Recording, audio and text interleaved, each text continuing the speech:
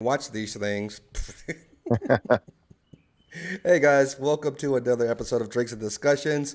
We are foregoing the intro that Megan didn't know we had, the music at the beginning, and we're just going to walk in because it's my fault. I'm late getting started.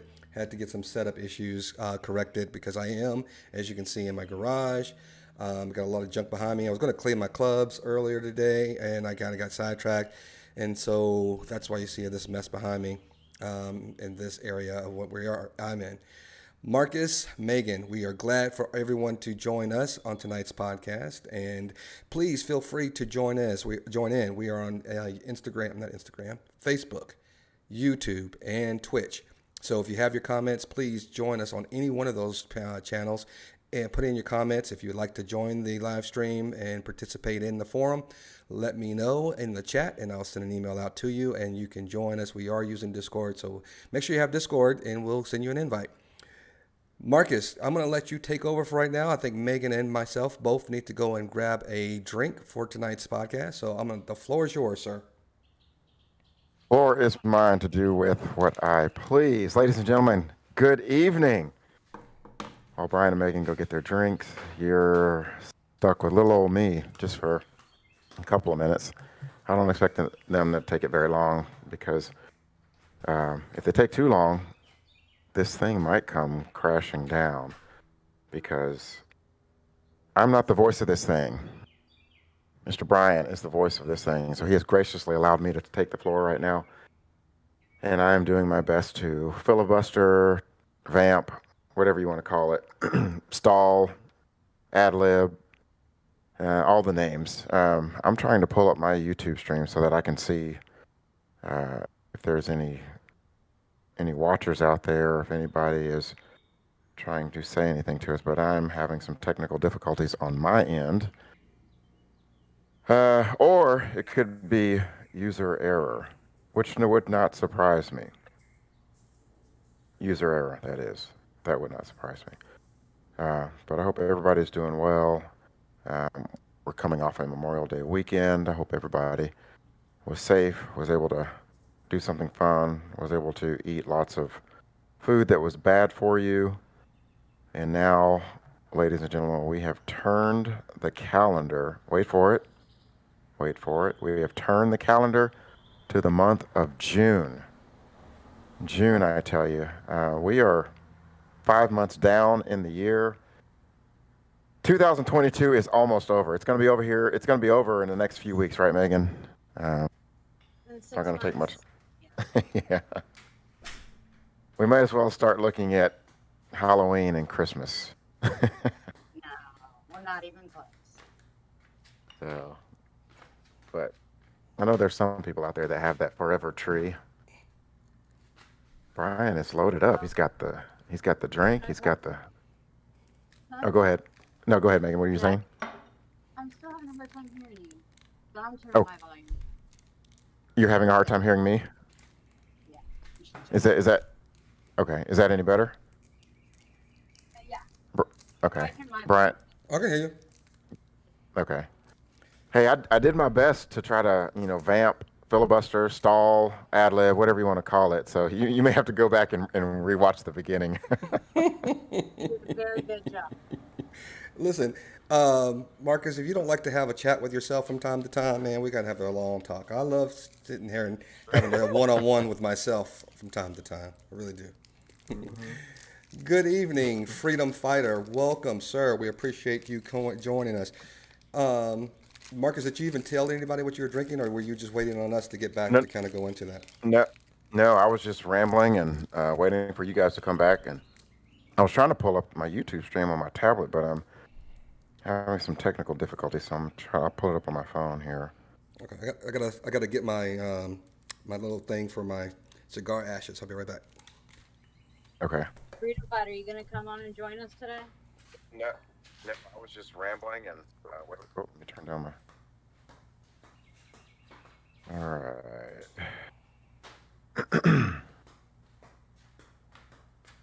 Okay, looks like I'm good to go for now.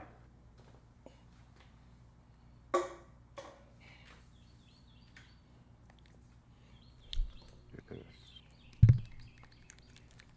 All right. I'm back. All right. Let's see. Is that wine or is that champagne again, Megan? Champagne. Champagne. The queen of That's what I'm talking champagne. about. What's your birthday? You know, we had champagne at work today. What? I didn't. What was the celebration? I um.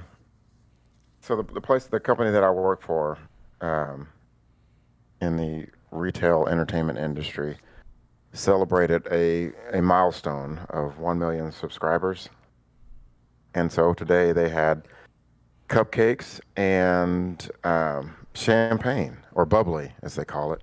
Hmm. I did not partake in the bubbly, but I for sure had myself four. I repeat, four cupcakes. Marcus. Marcus Allen Four, Jr. four, What is four, going on four, here? four cupcakes. So I couldn't help it. So check this out. I had two cupcakes, and then we all went back to our respective desks, offices, or whatnot. And about an hour later, I started getting a craving, so I went back down just to see if there was any more down there. I grabbed two more, but instead of going up to back to my desk, I said, "Man, I can't let people see me like this." I went to my car to eat them. Because you were so embarrassed. I think Yeah, I said, "Man, they're not ready to know me like that." Marcus, I think you have a disorder, a cupcake I, disorder. What is going It's on? not I might, I might. I am. Yeah, I'm. When it comes to sweets, I have no willpower. I think you did allude to I think that. it's sweet tooth. What was that, Megan? Yeah. I've been getting more of a sweet tooth lately. Not me. I'm gonna let both of you guys have it. I don't. And which is weird because Not my more of it. Jennifer, my wife was just my wife was sitting and craving some ice cream from Sonic, one of those Sonic Blast with the candy mixed into it. And she loves. I mean, she'll eat. I mean, I'm not saying she loves sweets all the time, but she'll have a craving for something sweet. And from time to time, I will too. But she'll go and eat like the whole thing of one of those, and I can't even finish the whole one in one setting. I just never have been. Oh man, it's never enough for me. That's why I don't get them. I believe they do make a drink, an alcoholic beverage that tastes like a cupcake, Marcus. So that might be something that you might try for your first outing. I don't know. There, a lot of sweet drinks out there. A lot of sweet drinks, right? And Absolutely. Okay, You know, that's part. Oh, go ahead. no, go ahead, Marcus. When I was gonna say, that's part of the reason why I'm not a drinker is as I always feared. I knew I didn't like beer or wine or hard liquor because um, I just didn't like the smell or the taste of it. But I always feared the fruity drinks because I loved Kool-Aid back in the day, Mm. and I feared that I would really really enjoy those fruity drinks. So I said, man, I can't do it. Hang on a second. I'm trying to share this Uh real oh. quick. That's me. Oh, that's you. I was like, okay. Hmm. I'm trying to share it. It keeps doing this. What's going on here? Let's go I ahead. wonder it. Go ahead and Let me Marcus see. and tell me what you're drinking tonight. Let's like Megan go first. Ladies first. Hello, Chris. Welcome, buddy. Good to see you. am I going first for? You're going for it first on what you're drinking. Oh, okay.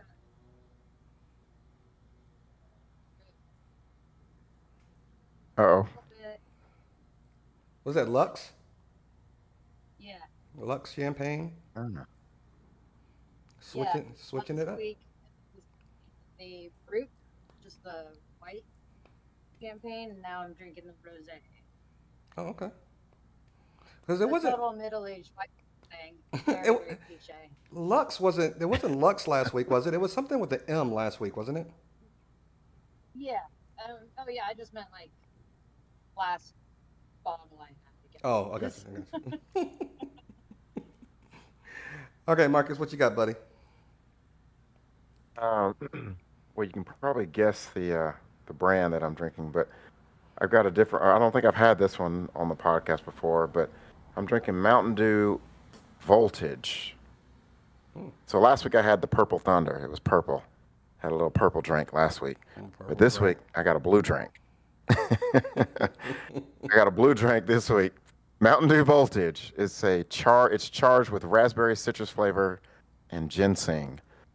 So this ginseng and Mountain Dew on top of the cupcakes that I had earlier today, I might be up for a while tonight. All that caffeine. Be a little. You know what? Right. Before I go into my drink for tonight, I want to just make sure, Freedom Fighter, that you stick around, sir. I just saw in the chat that you were giving speeches for Memorial Day, and I'm assuming by your handle that you are a either current or former military person. And some of the topics that we're going to be talking about, I'd love to get your perspective on. Again, if you'd like to join us, I know you don't have a voice, but if you'd like to join us on Discord, feel free. But your comments in the chat will be, we'll make sure we pay attention to those because I would love to get your input and perspective on them. I am going to tell you guys, I am drinking. One of my go-to is Elijah Craig tonight. Elijah Craig is a small batch Kentucky straight bourbon whiskey, and goes down smooth. All right, Chris, we got your Yingling over there. That's a popular summertime drink when it comes in. Actually, I think, yeah, Yingling is like it comes out in the spring through the summer, and then they stop putting it out, and then they cycle through that. I don't think they sell much of it during the summertime. So there's a stomach bug that's going around, Chris, and I know Megan said she was dealing with some stomach issues as well. So is there a stomach bug kind of floating around? I didn't hear anything. Hmm. Like, you'll hear me just every once in a while just go, hang on. Oh, and one more thing, real quick. I'm also going to be smoking a Casa Cuevas cigar. I've never had this one before. It was recommended, so when I was at the um, cigar store, I decided to pick one up. So that's what I'm going to be doing. So let's say cheers, and let's kind of get into some of the lighter subjects before we get into the meteor. Megan's leaving us hanging, as usual. We're trying to give her a little cheers. Salud. Salute. Salud.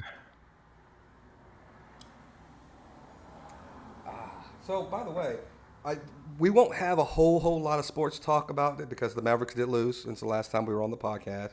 They are out of the playoffs. The final two teams in the NBA are the Golden State Warriors and the Boston Celtics, which is kind of expected from all the pundits and the people who are making the picks. So, no surprise there.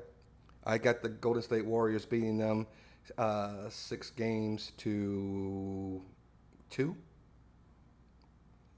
Because I think they're going to win 4, right? Wait, so, They're going to win 4 games? win 4. Yep, Yeah. yep, Hey, Bart. yep. Game 1 is tomorrow night. We got Bart Robinson joining. He's drinking a nice cold Pilsner Urquell.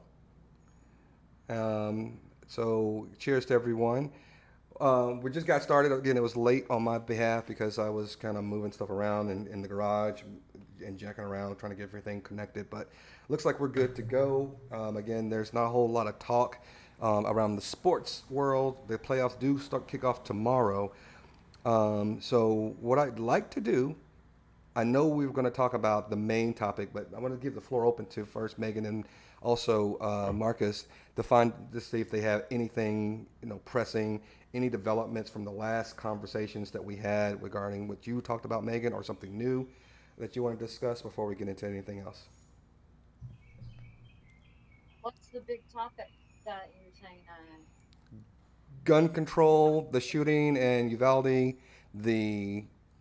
just the whole situation regarding the Second Amendment, just to kind of get people's perspective on things that are going on regarding that.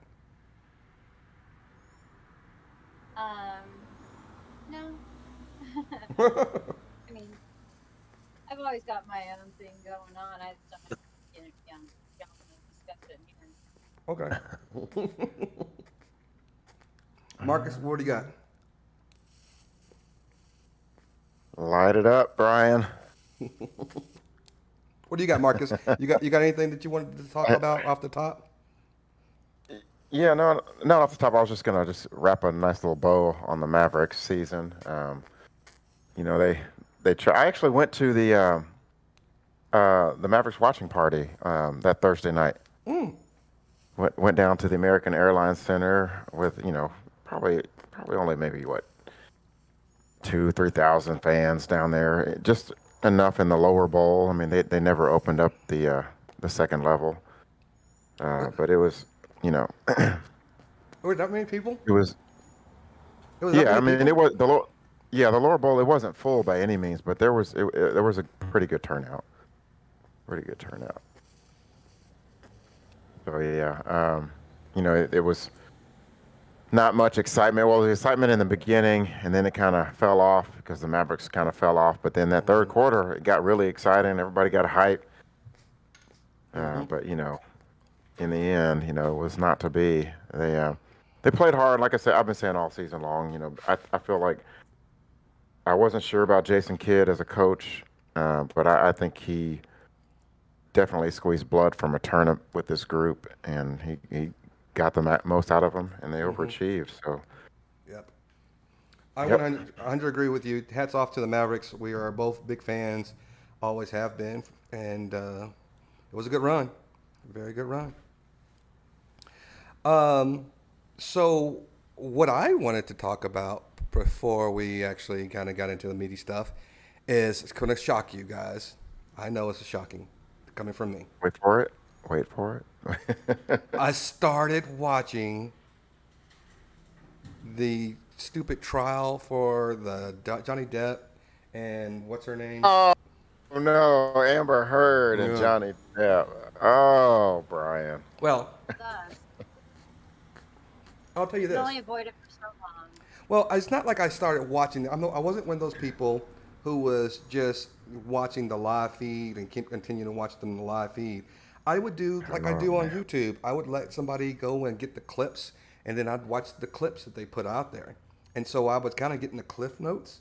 And the person that I was watching, whatever channel this was that I was watching, seemed to be more pro Johnny Depp than Amber Heard. And so I kind of started leaning toward Johnny Depp's side the entire time. And it just kind Yeah, of made me feel sorry for that guy. you know why, right? I don't think there's any commentators out there. If they are, then they're gonna have a hell of a time keeping viewers. Say that again. You broke up a little bit, Megan. What was that? Yes. I was saying that you're gonna hard. It's gonna be hard to find commentators that are not pro Johnny Depp because of the whole situation. Any commentators that are leaning towards Amber Heard are really gonna have a hard time finding viewers. Right. Do I still sound pretty glitchy? You just kind of sound like Little you're little far away bit. from. You sound like you're far away from your microphone. How about now?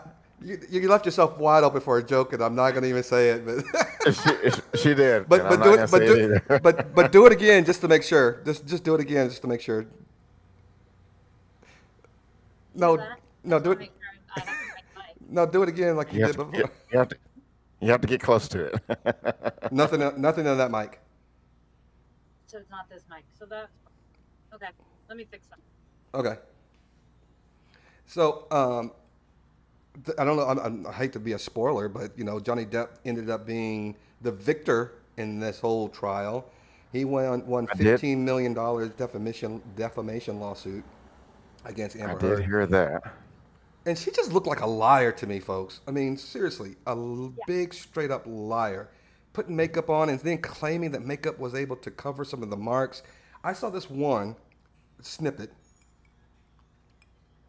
where Johnny Depp was always wearing these big rings because he's a big flashy guy. She said that he punched her in the face several times with those rings on his hand, and almost to the point where she felt like he broke her nose. But then they showed pictures of her the day after, and it was like she was saying that makeup corrected all those bruises and all those types of things. And it was just a lie. Even the people who manufactured the makeup said, even what she's claiming said that happened that she used back then didn't exist from us back then. So So, she was just a big mess. I mean, it sounded like to me that she was just trying to do over and over and over again, use Johnny Depp to further her career in show business, take advantage of him and his money. I really felt sorry for Johnny Depp. Even from listening to those conversations that they have, like he was just pleading with her, stop being such a mean person and just leave. Let's just go our separate ways. And she would be like, no, we're going to work it out. And no, and all this other crap. It was just weird. so didn't Johnny Depp have some of his own drug-related troubles that may have derailed his career recently? I thought I read that. I thought I read that somewhere. So let me ask this. I hate to be Debbie Downer here, but every time I hear or heard somebody say Amber Heard, Johnny Depp, my body just wanted to power down. I'm thinking, why in the world are there kids involved? I mean, I felt the way No. people are covering this trial. I felt like it was the damn O.J. Simpson trial all Well, over again. so here's the deal. This is why I think it was so sensationalized is because Amber Heard put this op-ed piece out, and it was right around when Johnny Depp was doing what's the Harry Potter spinoff, Dumbledore's the Beast of something, Fantastic Fantastic Beasts. Beast, right? And they cut him out of that movie because she said that he was a woman beater. And with all that Me Too movement and all that kind of stuff, he kind of lost out on some gigs. And he's like, wait a minute, our divorce is a divorce, but I would never beat her. She was even trying to say that he beat or pushed his ex-girlfriend, the model, I forgot her name, down the stairs when they were in a relationship. That model came in and supported Johnny Depp and was like, no, I slipped and fell. He carried me back up. He never pushed me. He was never violent toward me. Yeah, I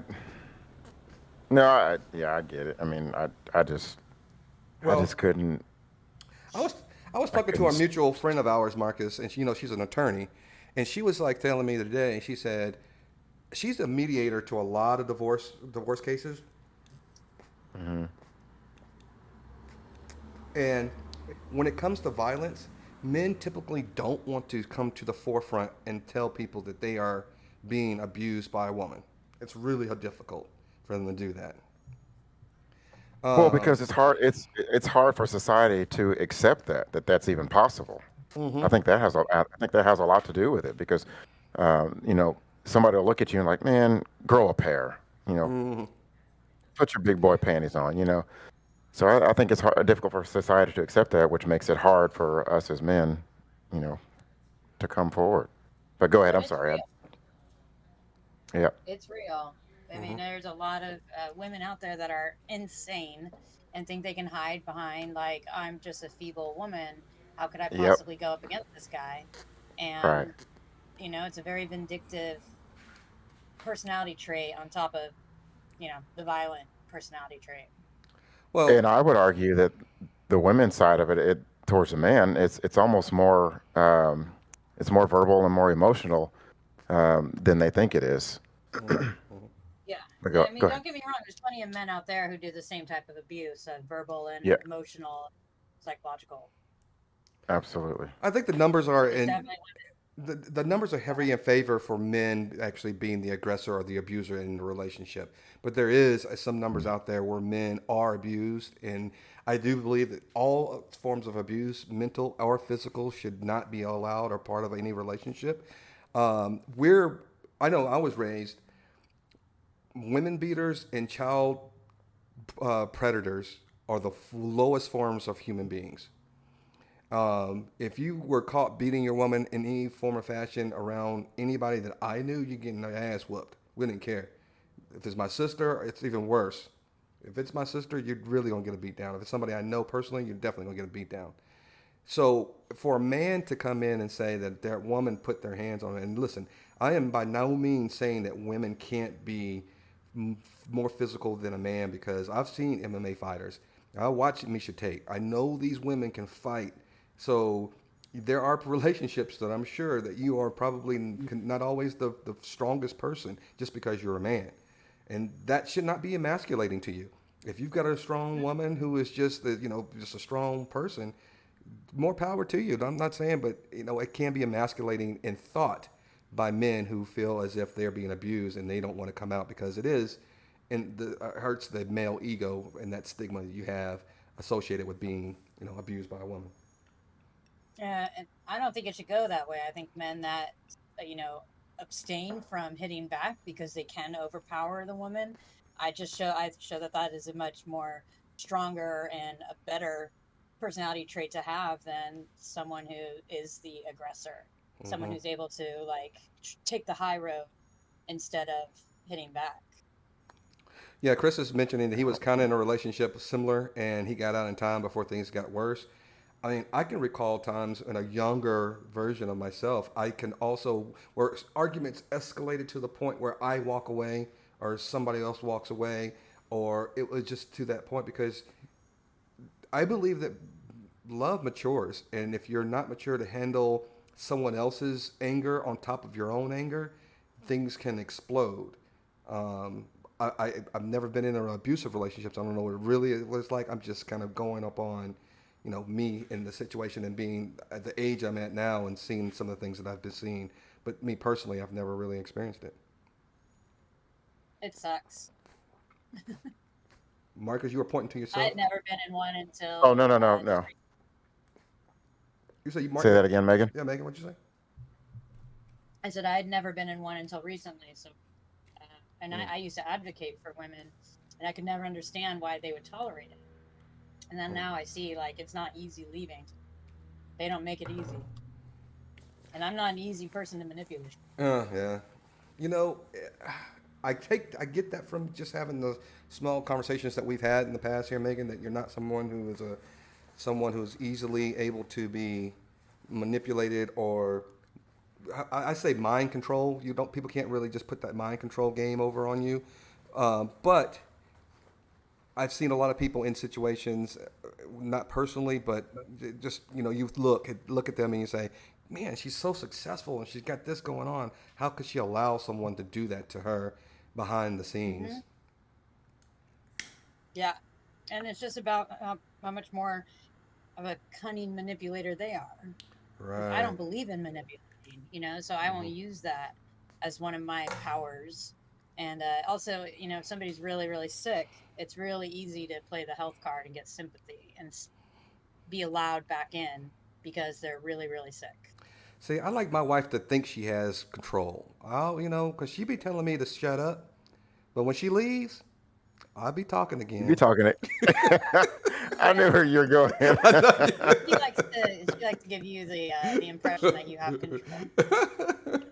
No, my wife my wife does not give me any impression that I'm running anything at all, ever in life. But it's fine with me. The house is hers to, run and do whatever she wants. I speak up sometimes and I get smacked back down, but that's okay. I live to talk again tomorrow. Jennifer saying that's not true. Babe, you do run the house. You everything is in the way that you like it. I can't turn the blinds, and I'm not complaining. Life with Jennifer is one of those things where if you know each other and you love each other, the things that you probably didn't think of before and they like it. Like my wife likes the blinds. When the blinds are closed, they have to be first facing a certain way. When we first got together, I was kind of like, pull the string. Whichever way they go, it's whatever way they go. Now, I'll pull the wrong strings. Now, when I pull the strings, I make sure I pull the strings the right way because I just know that's how she likes them.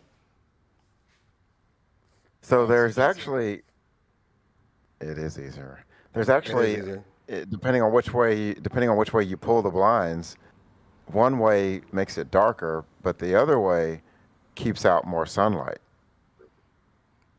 So it just depends on, what time of the day. I don't know the answer to either one of those. There's a purpose for it. There, So keep yeah. answer that. Definitely a purpose. I don't know how we got onto this by talking about Marcus. Jennifer, Marcus got my wife on his side already. Look at Marcus. There is a reason why. Oh, Marcus. I We know. got on this subject because of Amber Heard and Johnny Depp. Right. And Marcus, you are Jennifer's favorite. I might be married to her, but you're still the favorite host on the podcast. Yes. Yes. Oh, Jesus. I'll be over for dinner. I'll be over for dinner tomorrow. I'm making some liquor infused chicken. Oh, well, maybe not then. All the liquor is cooked off of it, I'm sure. Now for Marcus, I'm gonna make sure his chicken is soaking wet with the bourbon right after it comes out of the oven. No, That's just, all. Get that Bourbon glaze. Yes, a bourbon dripping. glaze. That's not gravy for your mashed potatoes. That's the whiskey. Oh man! But anyway, I thought that was fascinating. It did. A lot of people were watching it, and I ended up watching it. It was strange for me to be watching it, but at the end of the day, I'm glad the verdict came out in favor of Johnny Depp because, again, I wasn't in that courtroom for the entire time, for how many weeks it was, but from what I saw, Amber Heard was a freaking manipulative, conniving, lying sack of crap. And not very good at it. Mm-mm. Not very You'd good think at They all. an put this actress, stuff. right, would be a little bit better at that. Right. Like, do some research. Did they have this makeup back when you were getting hit? Right. Like, Goodness. Like, this really wasn't what I used, but it was similar or just a lot better. I mean, she was just a bad liar. Bad. mm-hmm.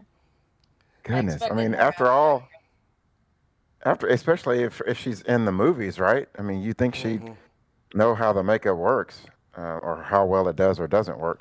But again, I still can't believe that crap was on TV. Well, I don't I know can't. if it was on TV. It was live streamed on some of the on YouTube channels on and all that on kind of court stuff. TV. Oh, maybe it was on Court TV. I'm not really sure. No, no, I don't know. I'm just being ornery right now. I just Yeah, I've never cared about what celebrities do in their own time, but I gotta say that at least the highlights of that was pretty entertaining. Yes, it was. I just don't understand how did they record so many of their phone conversations? That's what I don't understand. They were in a relationship for so long, and they seemed like they pulled out recordings of every phone conversation they ever had.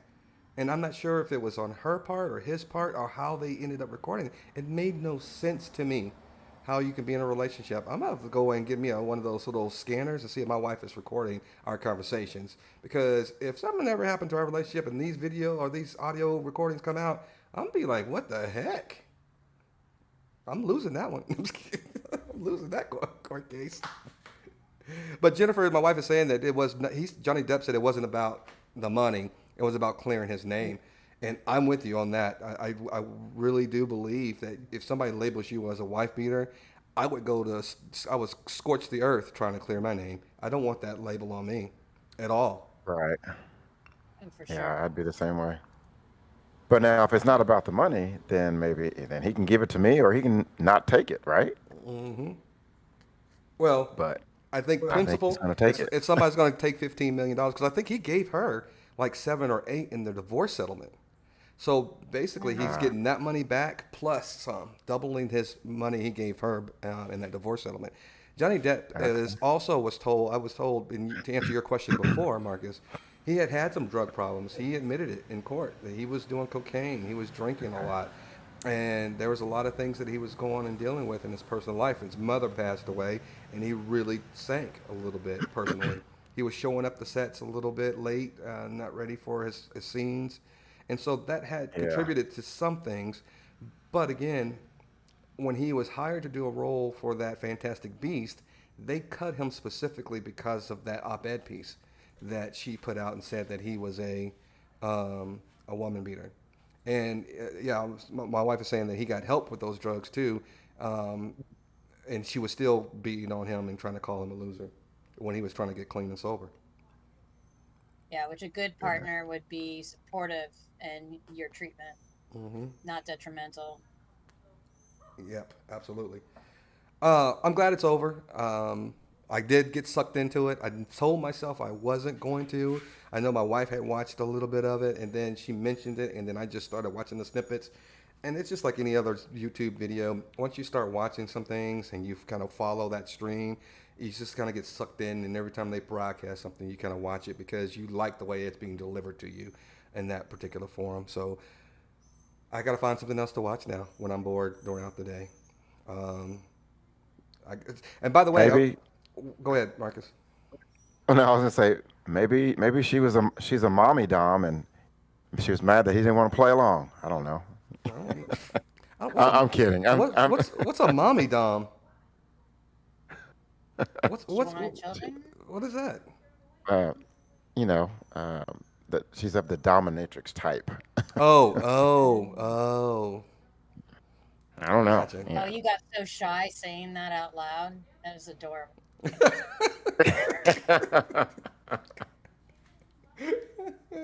I just repeat what I hear. No. So, Hey, C. Allen. Hey, C. Allen. Good to see that. You want to talk about that comment, Megan, he just put out there? I'm just reading it, but see, the big deal about it was Amber became a figure for the Meme 2 movement because of her op-ed. It cost him Harry Potter Yeah. and his Pirates Sometimes franchise. you just need that Disney stern curbed him mommy like. because of it. Mm-hmm. What's that? So, Disney. I was reading his comment. Yeah. Yeah. And she got addicted Yep. back on drugs and alcohol? I didn't know that. Yeah, easier to manipulate someone who is dependent. And she had that sister who looked like she was just mean the entire time. Her sister looked like she was just mad at the whole world. Her face was just permanently a frown. And she would always go and she was like, I used to love him when he was doing drugs and we used to do cocaine together and all this kind of stuff. So I think she was using her sister too to kind of befriend him and keep him on those drugs as well. So sad. So I will tell you this: I do need something else to watch, and again, I do work from home. Everybody, I do have a lot of work to do, but there are times when it's a lull. I do watch other things on my other screens on the plethora of monitors I have in my office. So at the end of this podcast, I want you guys to start thinking. Do not put it in the chat now, please, because I did, like I said last time, I took you guys' recommendation, and I am so happy to say that I was glad I watched Shawshank Redemption.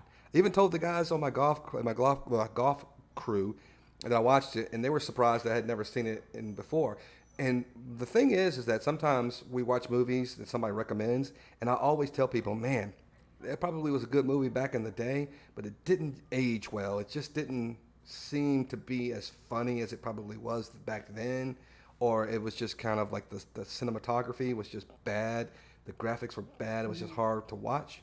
But this movie, I could probably, again, if I'm just sitting there, nothing else is going on, I'd probably watch it again. It's definitely a movie I've always owned. I can see why. I can actually see 100% why that is the case. But keep that in mind for the end of the show, guys. Come up with your best movie recommendations. We'll probably talk about that toward the end of the podcast. But again, thanks everybody for participating. Want to say what's up to Ken. I know you're out there watching in the Ghost, and you're a Ghost Watcher. Ken is a Ghost Watcher, everybody, in case you didn't know. Probably got some other Ghost Watchers out there. If you want to say hello, say hello. My friend Ben is also starting to become a Ghost Watcher, but I want to say what's up. Before we move on, I got one more thing I'd love to say. My daughter, who is 18, just graduated from high school yesterday. That's why I was gone. So we had her graduation ceremony. It was nothing short of spectacular. And I will tell you guys, I'm not afraid to admit this. I've said it several times. I am kind of a sensitive individual. I almost cried like a baby, but I teared up when she came out after, the parents, after the ceremony was over and we all met up.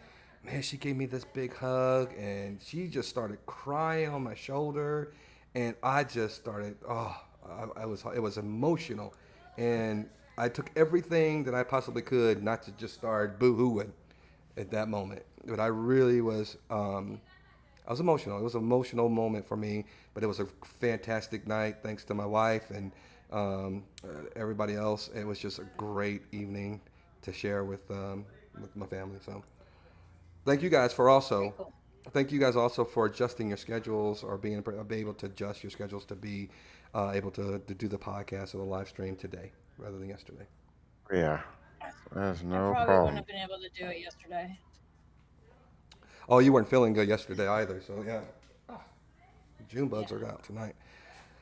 Okay, so shall we dance, ladies and gentlemen? I hope Freedom Fighter is still in the thing. And there's a couple of things too that I saw on another podcast that I saw some conversations about some things that I really just wanted to discuss.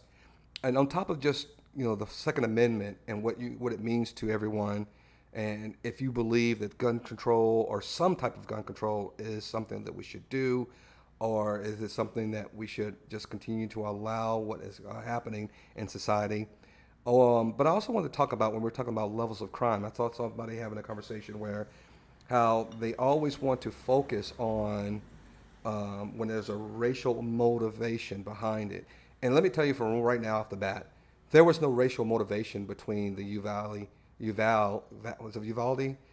shooting Equality. here. They were all Hispanic. The kid who shot all the kids were Hispanic. It was a Hispanic community. I don't think there was anything racially motivated in that shooting at all. Not that I saw.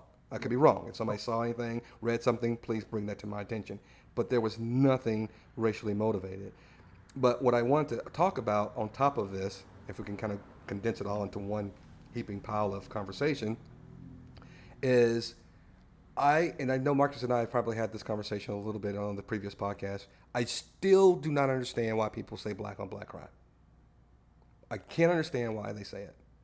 And every time I hear it, it makes me cringe. So let's get after it, folks. Let's talk about it. What are your thoughts on, you know, what people are saying that we should be done? Should there be anything done? Can there be anything done from your perspective on how the United States, which by far leads school shootings and mass shootings over any other country, by far?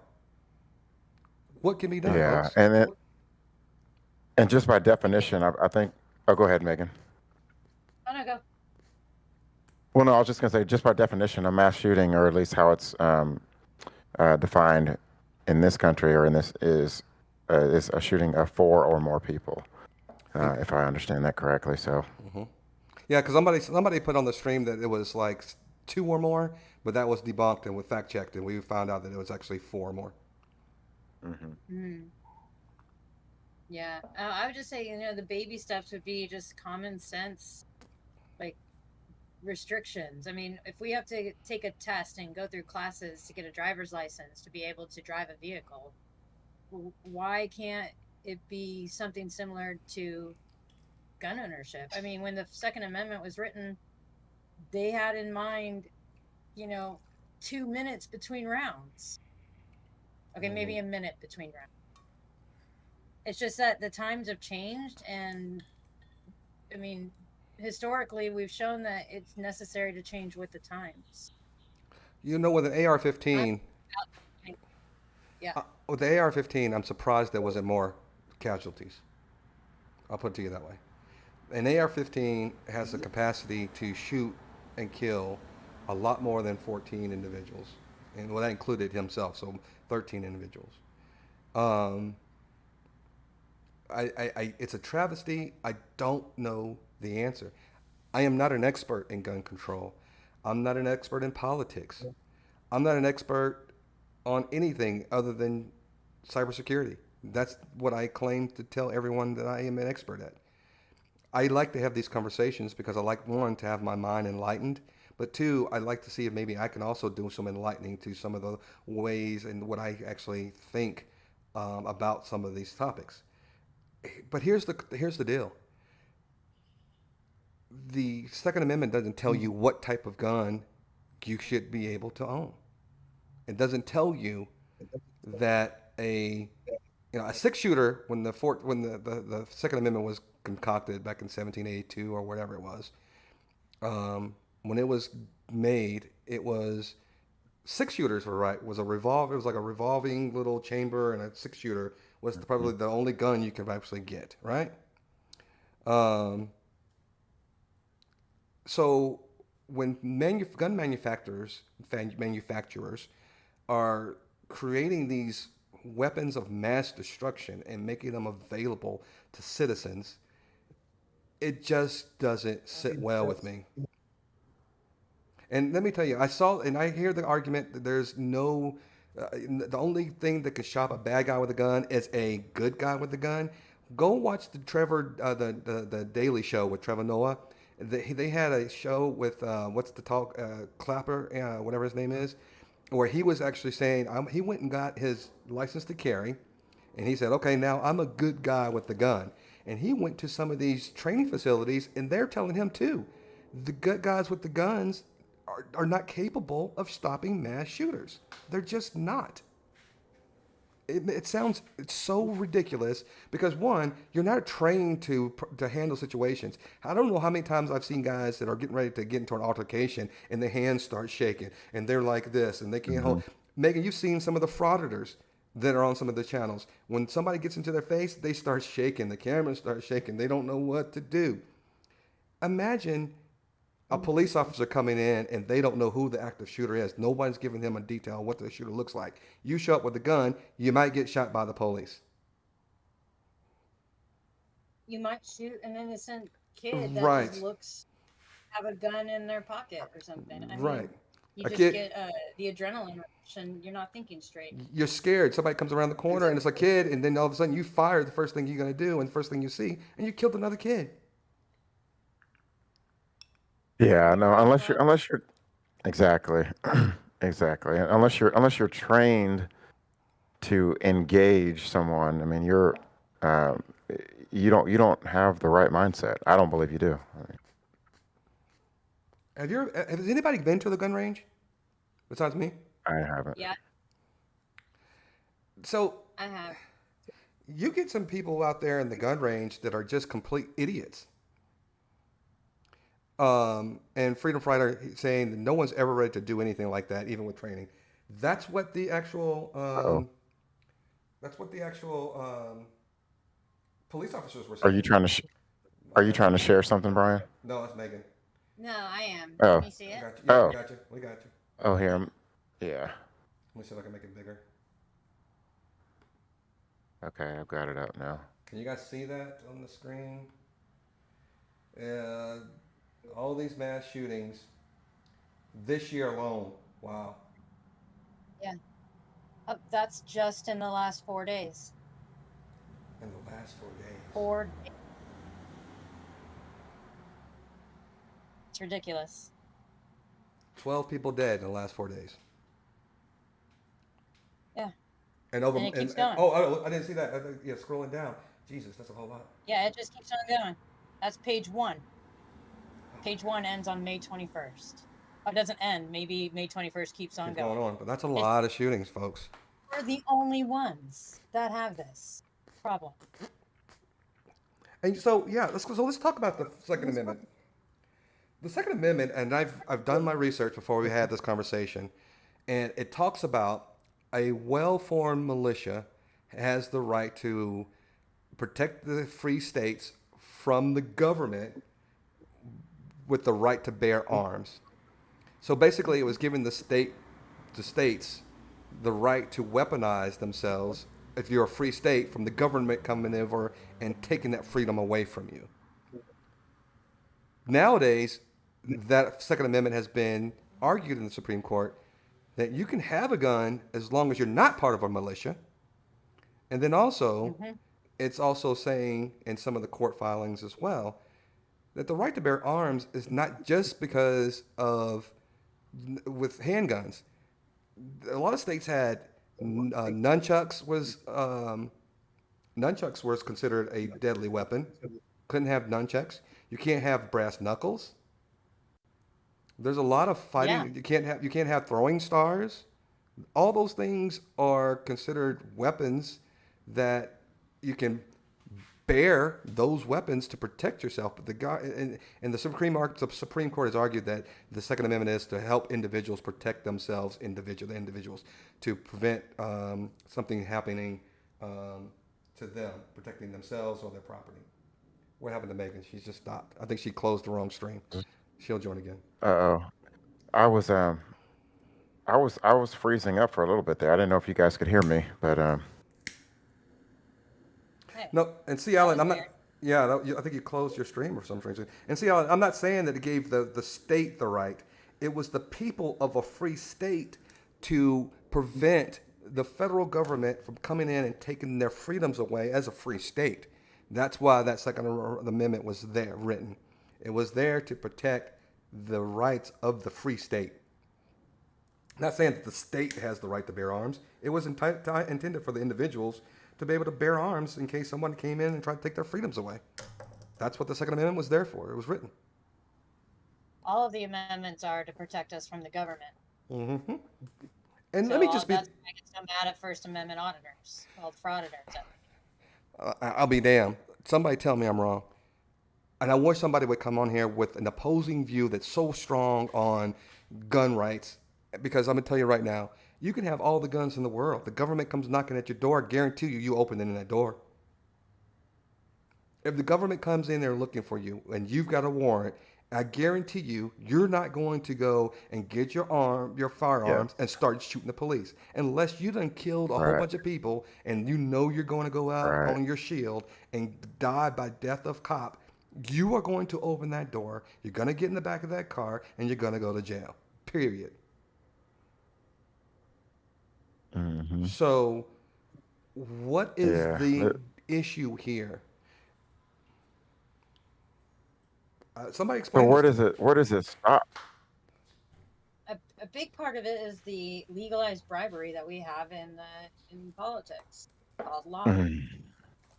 I believe that is a big part because I mean the mass percentage of the people believe in common sense gun laws. You know, just like common sense. I mean, it's common sense to get a driver's license. It's common sense not to have nunchucks in New York City, I guess.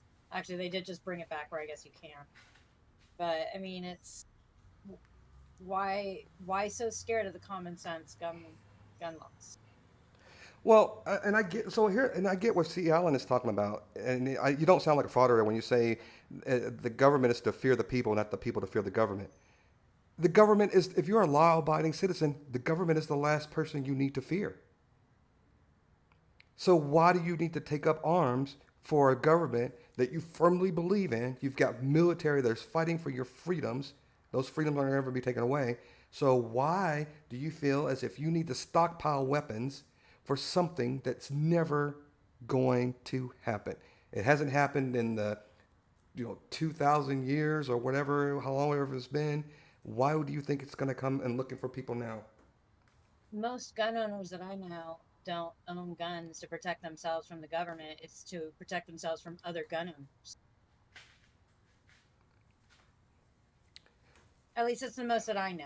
I don't know too many militants that are, have stockpiled a whole militia.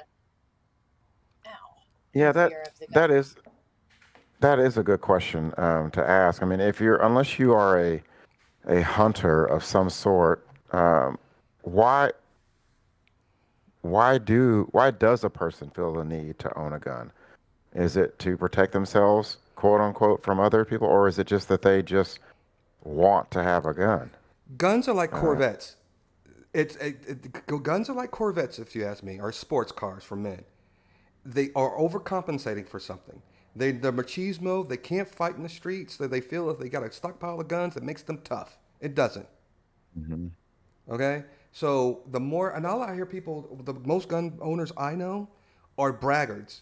All they want to do is show off that they've got the newest AR-15 or they've got this new 9mm or they got this new handgun. This is all they ever want to do is just to show off that they've got this gun. And what are they going to use it? And what are they going to use it for exactly? And then that's a rhetorical question, but that's my point. Right. They're not using it for anything other, and it's going to stay in their lockbox or their safe for an undetermined amount of time.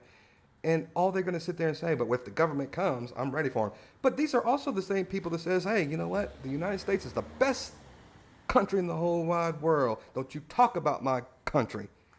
All you foreigners, get out. If you can't speak English, get out. Go back to where you came from. Those are the same people who say, you know what? The government's going to come after me and take my property, or they're going to come and take it. They got the flags. Come and take it with the big cannon on their flags and stuff. Makes no sense to me. I'm just trying to learn, folks. That's all I'm trying to do. I'm just trying to learn. They're going to come rolling down your street in tanks. Right. I'm just understand. Look, and there's a friend, one of my friends who was going to join, and hopefully still joins. He's the guy who was telling you that had some work to do. There is something called there's a federal law or something that says that the military cannot operate on U.S. territories. They just can't. But there is something called the National Guard. Now, if you tell me the National Guard somehow became like what Trump wanted to do, if he declared martial law, the National Guard would be enacted as being the governed rulers of the world, of the United States. They would actually come in and they would dictate what we do, if we had to be a curfew. That's what martial law. I've seen movies. I'm only thinking about what I've seen in movies and what I think I know about martial law. But the National Guard would be enacted in order to take control. Guarantee you, your little weapon stockpile, not going to do anything against the National Guard either. Hate to break it to you, folks. It's just not. They're trying to recreate Red Dawn. That's what it is. And Megan, I thought it was illegal to own the bump stocks. I thought that was actually outlawed. You can't buy it, but you can own it. Or you can't, I don't know, something stupid. Like you can have one, but you can't use it. Something like that. I don't remember the idiocy behind it. So here's something that I think I'm the only one who is going to share this with you guys. I didn't go and look for any talking points to come on here and talk about this. But I wanted to ask you guys what you guys thought about this. Is these June bugs are flying all around me. You know how the government goes after big tech companies? Well, by the way, let me make sure I'm listening to this. C. Allen says his grandfather fought in WW2 and had a service weapon. If my mother wanted to give it to me, if they wanted to give it to me, he couldn't buy that. I don't know what you're trying to say there, C. Allen. But if the government can go after big tech companies and tell them how to operate their business, and the freedom of speech is the First Amendment, right? The number one. Mm-hmm. And if the government tries to go in and says, hey, you can't take away people's freedoms of speech, why can't they do the exact same thing with gun manufacturers and say, hey, you can't make these weapons and sell them to the public. It is illegal for you to sit there and make these weapons of mass destruction. You can make them for our military, you can make them for whatever, but you can't make them to sell to the public. Why are we not thinking about that? It's what I would call selective persuasion. I mean, they will selectively persuade whom and whatever they want, and that's not something that someone that they want to selectively persuade. Mm-hmm, mm-hmm. But wouldn't you start there if you really wanted to do that? Oh, absolutely. I mean, there's got to be. Yes, the government being the government, they find loopholes and ways to circumvent just about everything.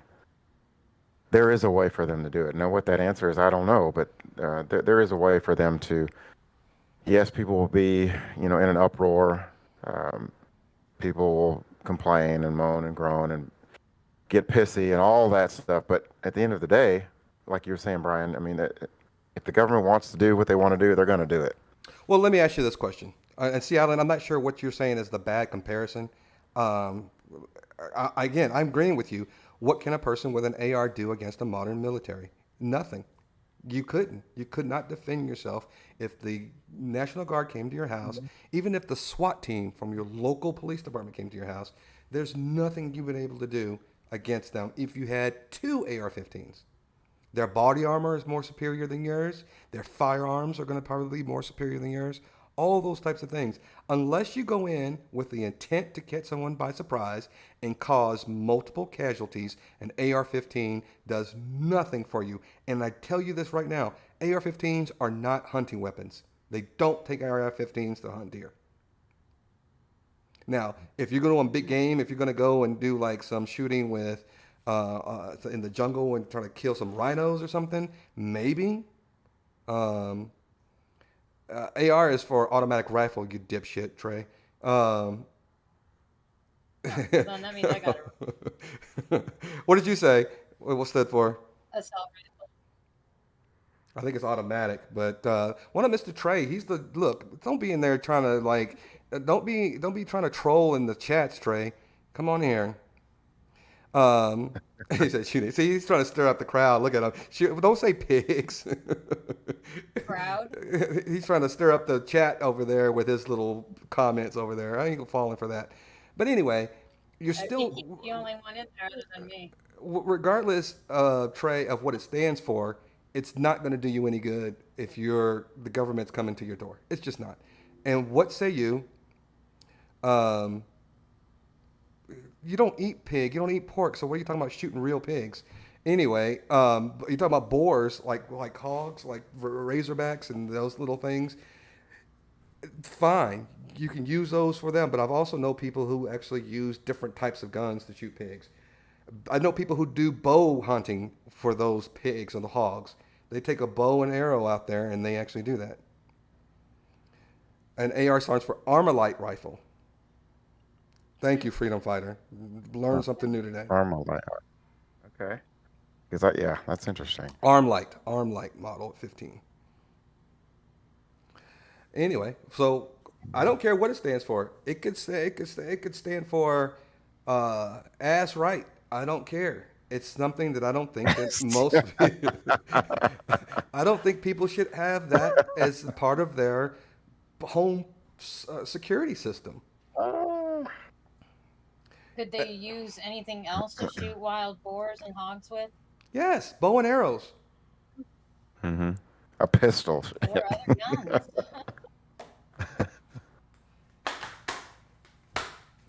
That's I funny. mean, I don't know. I'm not the person to talk on this subject because I don't own a gun and never have.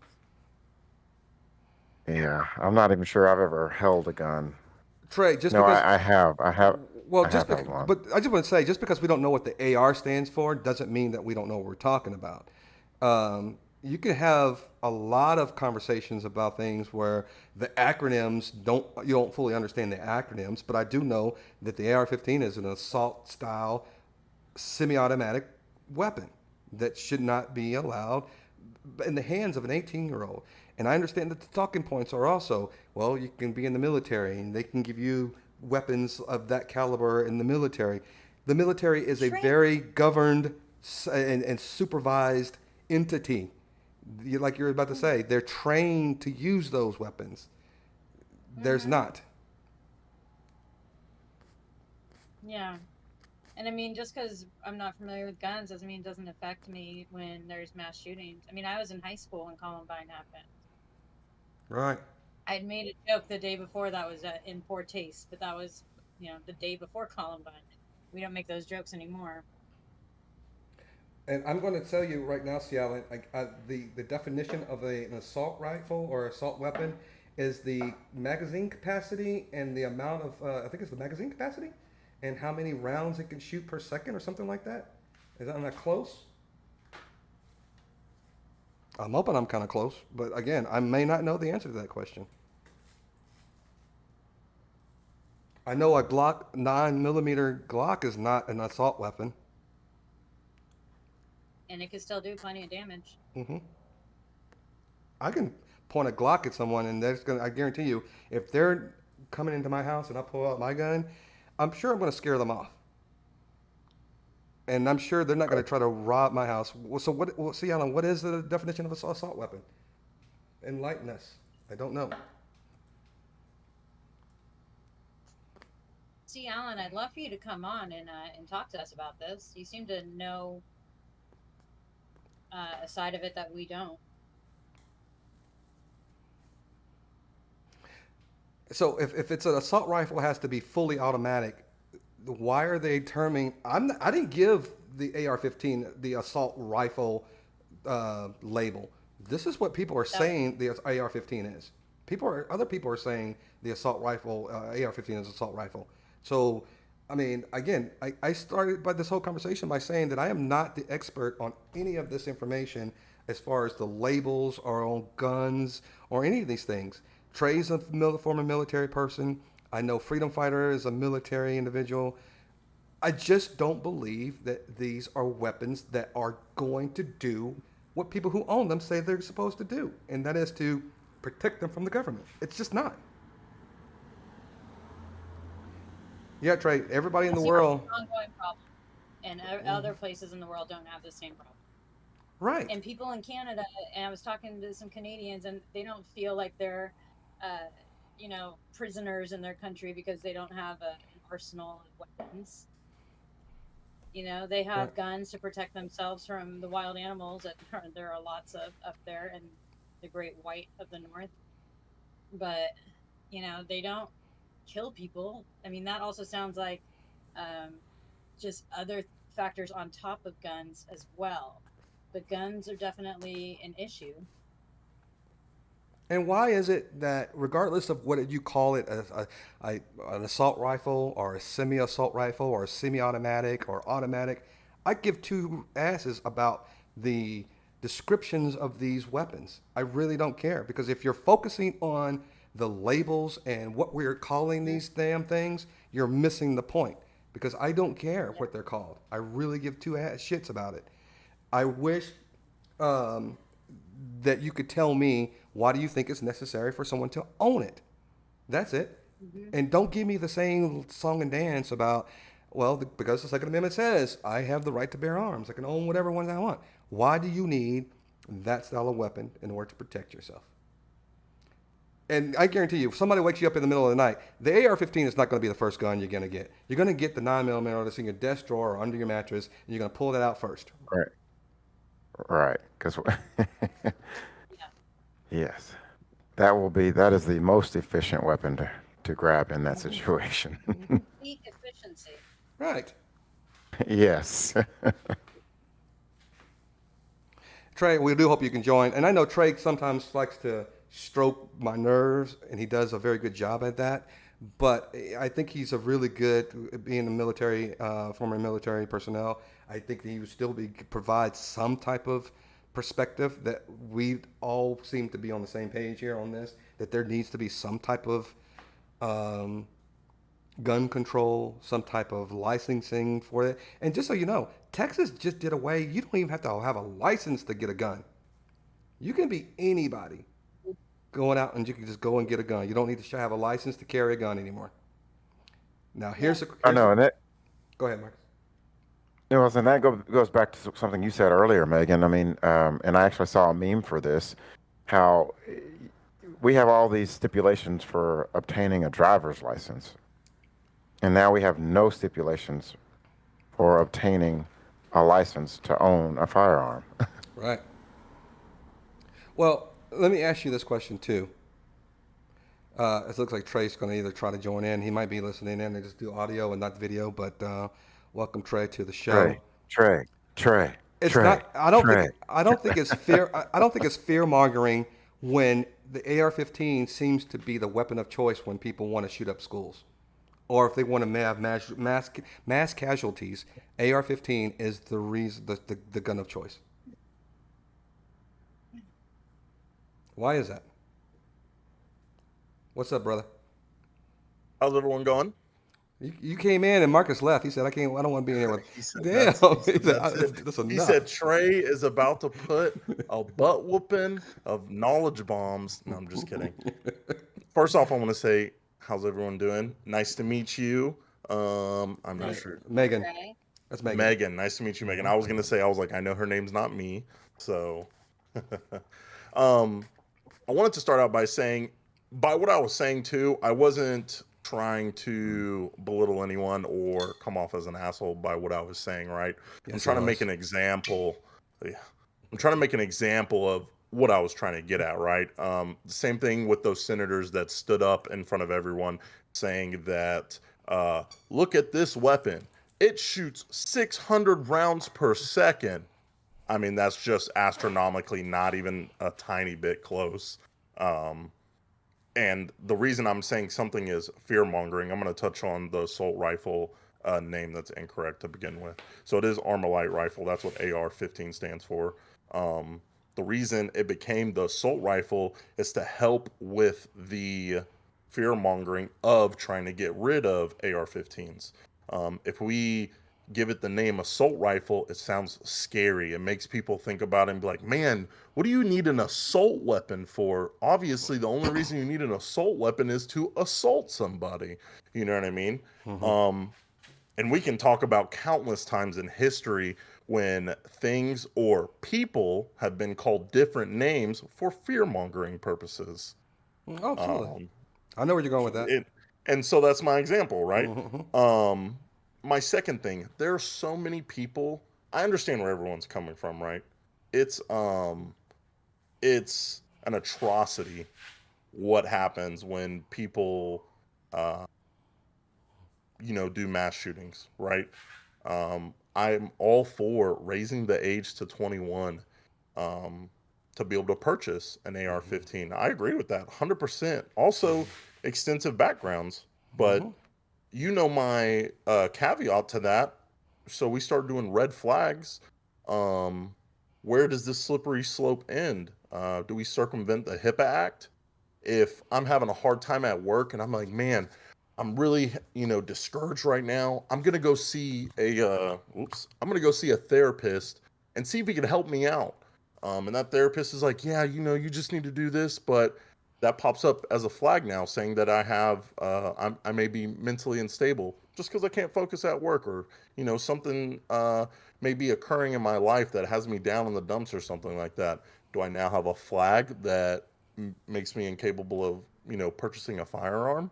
Um, you know, Well, let me ask you this question on that Good. topic, and I get it. I don't necessarily believe that everybody who does a mass shooting or kills someone has a mental disease or a mental disorder. I just don't think that that's the case. I think people get angry and people don't know how to deal with their anger all the time, and then sooner or later, serenity now, insanity later. And that's what causes those things. Somebody might be sane today, insane today, insane tomorrow. So they go out and do these things. Something just clicks and sets them off. You can't prejudge that individual by labeling them as having something wrong with them mentally. But here's my question regarding that. If someone who is a felon, there's nothing in the Constitution, Second Amendment, that says, look, you can have an AR or you can have a gun unless you create a crime. Because as soon as you commit a crime and you're a felon, the government says now that right's taken away from you. How can the government do that? How is that possible? Is that So directed towards me? it's a general How it's a hard general is it? question. And it's not hard for a felon to get their hands on a gun anyway. So It's they happened can't from time buy to it time. through the normal, the normal process. Doesn't mean I can't get a gun. And see, Alan, I'm going to disagree with you. There are singular murders committed by guns. Guns are the number one method chosen for murders. This is not what we're talking about. We are not talking about murders. We're talking about mass shootings. That's it. We're talking about mass shootings. The ability to go in and shoot 14 elementary students, children. Well, nobody's saying that you can't have a gun and you can go and commit a murder. Who cares? That happens. That's probably going to happen as long as we live. Somebody's going to get mad at someone, doesn't know how to use their words, and they choose violence. What I'm saying is these mass shootings should not occur as frequently as they do. Mm-hmm. And yes, who said yes, we know felons can't own a gun legally, but why not? The Constitution says I am a United States citizen. If I'm a felon, I should be able to own a gun. If anybody else is a felon, that does not take away your constitutional rights. But they do. But some law, Yeah. somebody said in the government that we all love and hold dear, said that if you commit a crime and you committed a felony, guess what? You can't own a gun. For the rest of your life. And I actually looked this up. You can own That's not true, though. You can own the gun. You can own the gun. You can't own the bullets. It's gunpowder you cannot own. When you're a felon, after I think it's 7 years, you can apply to be able to get your weapon. I have a very close person who is a felon, and it was either 5 or 7, but they applied and then they were. Federal. Well, okay, Federal maybe felony. maybe not like a federal felony, but I know you can get state level felonies, correct? Depending on the state. Right. I know So this is Colorado, here in Texas. So Georgia, the person had a Florida. Texas felony, and they Oh. were It's able to weird. get. Florida makes it to where you can get it expunged. Right. Yeah. And so my whole thing with that, how you're saying, oh, it doesn't say in the Constitution. Like, I know you're saying it tongue in cheek. I mean, there's plenty of things that get taken away. You know, I mean, I'm taking an extreme to meet your extreme, but when a child predator molests a child and has to register, be a sex offender and register on the sex offender list, are you saying that because that's not in the Constitution, you shouldn't have to register on the sex offender list? Well, that is not a constitutional right to molest children. But all I'm saying is, That's a bad example. regardless, you're saying because of one thing Determining isn't written somewhere, you shouldn't be able to do it, No, right? no. I am saying for this specific instance, it's like if somebody's a felon, if I got arrested and got charged with a felony tomorrow, Okay. I wouldn't want the government coming in and telling me that my freedom of speech was going to be taken away.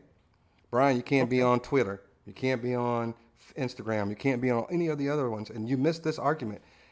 Why is the government also trying to tell the tech companies you can't censor people's First Amendment rights?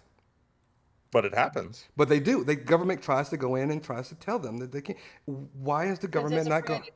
Why is the government going in and checking these gun manufacturers and saying, "Hey, we don't want you guys manufacturing these types of guns"? The government can go in and say, "Hey, AT&T, you can't merge with T-Mobile because you have monopolized the industry." The government steps in. They do all these types of things. Why can't they do that for gun manufacturers? So I'm really trying to, I mean, I see what you're saying, but I don't see what you're trying to get at in saying with the Constitution. What do you want to happen? Are you just saying What I'm just saying because is, why the does everybody Constitution- say? What my point is that why does everybody say all things could be changed and or modified, but no one wants to modify the Second Amendment? There's an excuse for every other amendment out there. What do you want the modification to be? No AR-15s? No. I don't. I'm not saying I have an answer. I'm not saying I have a solution. I'm saying that Okay. the solution should be talked about. When people just say, "Hey, the First Amendment or the Second Amendment says we can bear arms," hands down, case closed. Gotcha. Yeah. It should Oh. be just an honest discussion Well, listen. instead of the people that are pro-gun are just saying, no, we can't talk about it. It's too close to a mass shooting. Well, every day it's too close to a mass shooting. Well, It's like, so when are we going to talk about it? We got to talk about it some. There's an amendment that says you have the right to a speedy trial. How many times do you know people who have sat in jail long periods of time waiting for that trial date to come?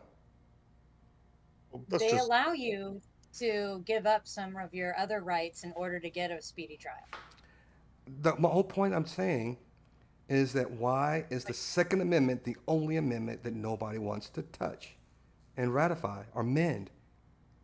Why? Because in Texas alone, there's 1,006,000 registered guns. That's like the exact number. It's 1,006,000 something as of, let's see when this was done, 2021. 555. Mm-hmm. Dang, Texas has more than any other state by 500,000. That's pretty crazy. That is crazy. What Boot are you going to scooting. do? Are you going to go around to 1,000,000 Texans? Obviously, it's not one person owns one gun. Um, but are you just going to go around to people taking their weapons? So Are you going to, let I mean, me how do you handle that? let me rewind here and go back in a moment of time. Marcus, you will probably remember this. There was a buyback program in minority areas where they were trying to get guns off the street, and they had police officers saying, "Bring me your guns. We want to get them off the street, and we'll give you money for them. We'll give you food for them. We'll give them whatever you need to get these guns off the street." They did that because they were tired of inner cities being caught up in gun violence. So there are ways the government can incentivize individuals to not necessarily give up their automatic weapons, but maybe get rid of some of them. Or again, start with the manufacturers. Listen, you can only manufacture so many these types of guns per year, per 5 years. I'm not a congressman. I'm not part of the legislature. I don't know how to write laws, but I know what makes sense. And what makes sense to me is that something has to be done. Right. And the majority Um, of Americans in Sea Island, I think Sea Island, I'm going to venture a guess because you're not on the live, but I'm seeing you. I think that you're against any type of gun restrictions, but I'm, for one, have a 4-year-old at home. I'm scared to death to send them to preschool or to kindergarten when he turns 5. My wife and I were talking about this. Luckily, my wife is a stay-at-home mom, and so when she takes him to places, she's there. Now, does this mean that if something comes, I'm gonna lose 2 people if something goes down instead of one? But I know at least that she's there to at least supervise and give some type of protection for my son. And everybody knows I'm a helicopter parent. I do this. We went swimming at our friend over the weekend. We went swimming over our friend's house, and they are certified swimmers, lifeguards. The mother was, and 2 of the teenage boys were, and we're in that pool. And I still didn't want my son going too far away from me in this pool because it went from like 3 feet to 8 feet. And I'm like, hold on, wait a minute, wait. And even the mom was like, Brian, you know we're all certified swimming instructors and know CPR and everything else. I'm like, if my son has to use, if you need CPR on my son in this pool, somebody's gonna have some problems. I'm telling you right now. That's why I'm right here with my son. I hate to be that, but I'm not overly protective, I don't think. But I'm nurturing. I'm just a nurturing. I just want my son to be safe. That's it. And so these things concern me as a father, and Trey and Marcus as parents. This has to concern you to some degree.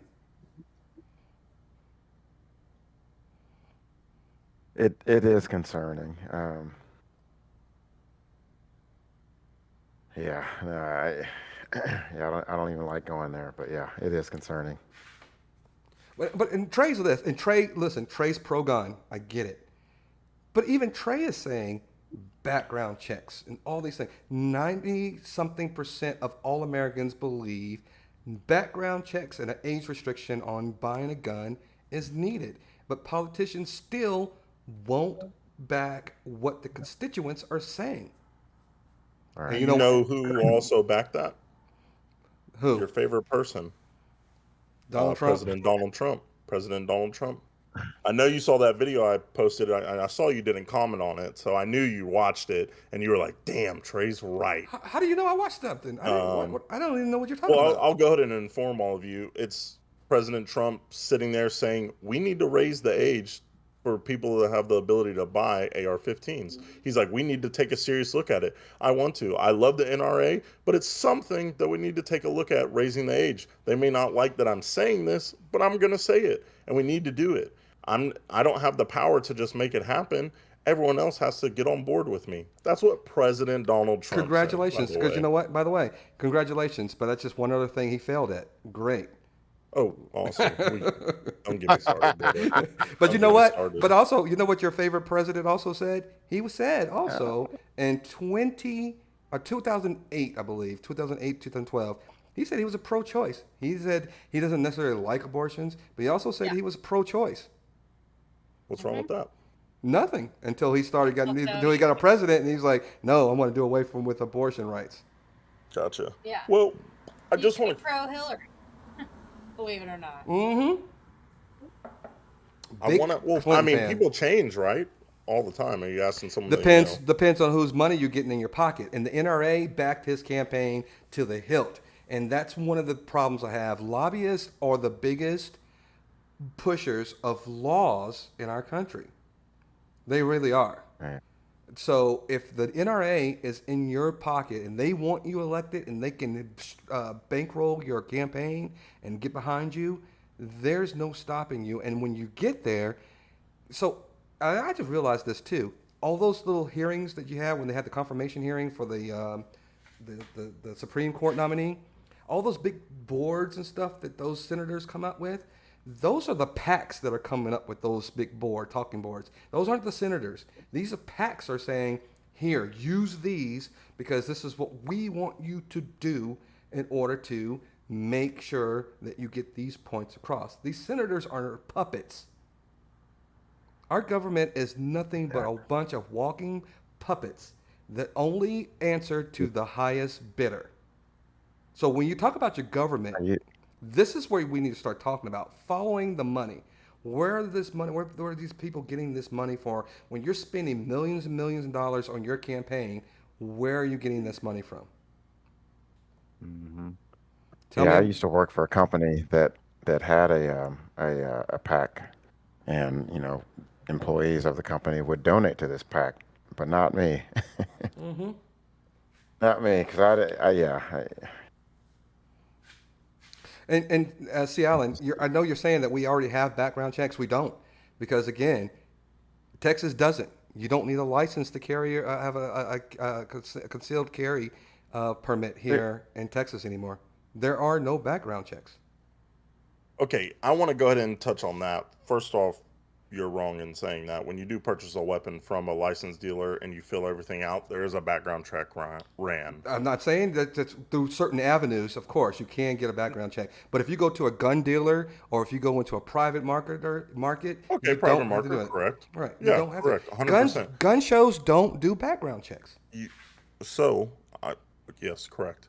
Now, what I want to touch on is everything you've been talking about, because some of it frustrates me. You said that your wife is going to be there to comfort your son. If what, an active shooter? No, I didn't say comfort. I said you said offer some sort of protection was your exact words. I said she's there to watch over him. Right, and she's you a said parental figure. And you said offer some sort of protection. That was your exact word. I never said protection. Because in my head, I was like, what do you mean protection? I never said protection. Protection. Wait, hold on. I'm gonna rewind the podcast. Hold on, wait for it. No, I'm kidding. I never said protection. I never said protection. I can take the time to go through the YouTube channel. Probably take me 120 seconds to find where you said, thank God she's able to go there. I'm a helicopter parent, as you guys know, but if something happens, she could offer some form of protection to him. I know that's not what you meant, like fighting off. I know you meant like, emotional protection or being there for your child. But what I'm saying is how do you stop guns? You stop guns with other guns. And you're not in your head, no. How are wars fought? Do wars get fought with words? Wars are strategic. No. I'm just asking you a yes or no question. Wars are strategic. Are wars fought with weapons? They're planned. They're planned actions. How are presidents protected? With words? By a strong with weapons. No, they're protected by a strategic force called Special Secret Services. Service. No, they plan these things. They don't say, the president didn't say, hey, I'm going to go today to Brian, Texas. my question the was- FBI, the FBI and the Secret Service go, wait a minute, tell us where you're going. We're going to have our strategic system, Objection. our people are surrounding and making sure that every avenue is safe. They do their job. They don't just go Lack out of there with base. guns and say, "Oh, I got a gun. Let me shoot somebody who shows up. A bad guy with a gun. So now I just got to be ready for a gun because now it's Brian, there." are you not understanding what I'm trying to say? No. Everyone is protected to stop danger, to stop threats with weapons. Police, Secret Service, the military, security at a police officers at a courthouse, they all carry weapons because how do you stop violence? With violence. You're not going to bring a knife There's to a nothing- gunfight, Trey. Is that what There's you're asking nothing. me? There's nothing. Listen, because I'm being serious about this because I really want you to understand. Because when I see people spewing things that make zero sense, I really want them to like take a second and sit back. There and was a think. gun. There was a good guy. Guns- There was a good Let guy me with a finish. gun at Let the me Uvalde. At Uvalde, there was a resource officer with a gun. He was not adequately armed to combat someone with an AR-15. Wrong, and it does. And I'll get on that in a second.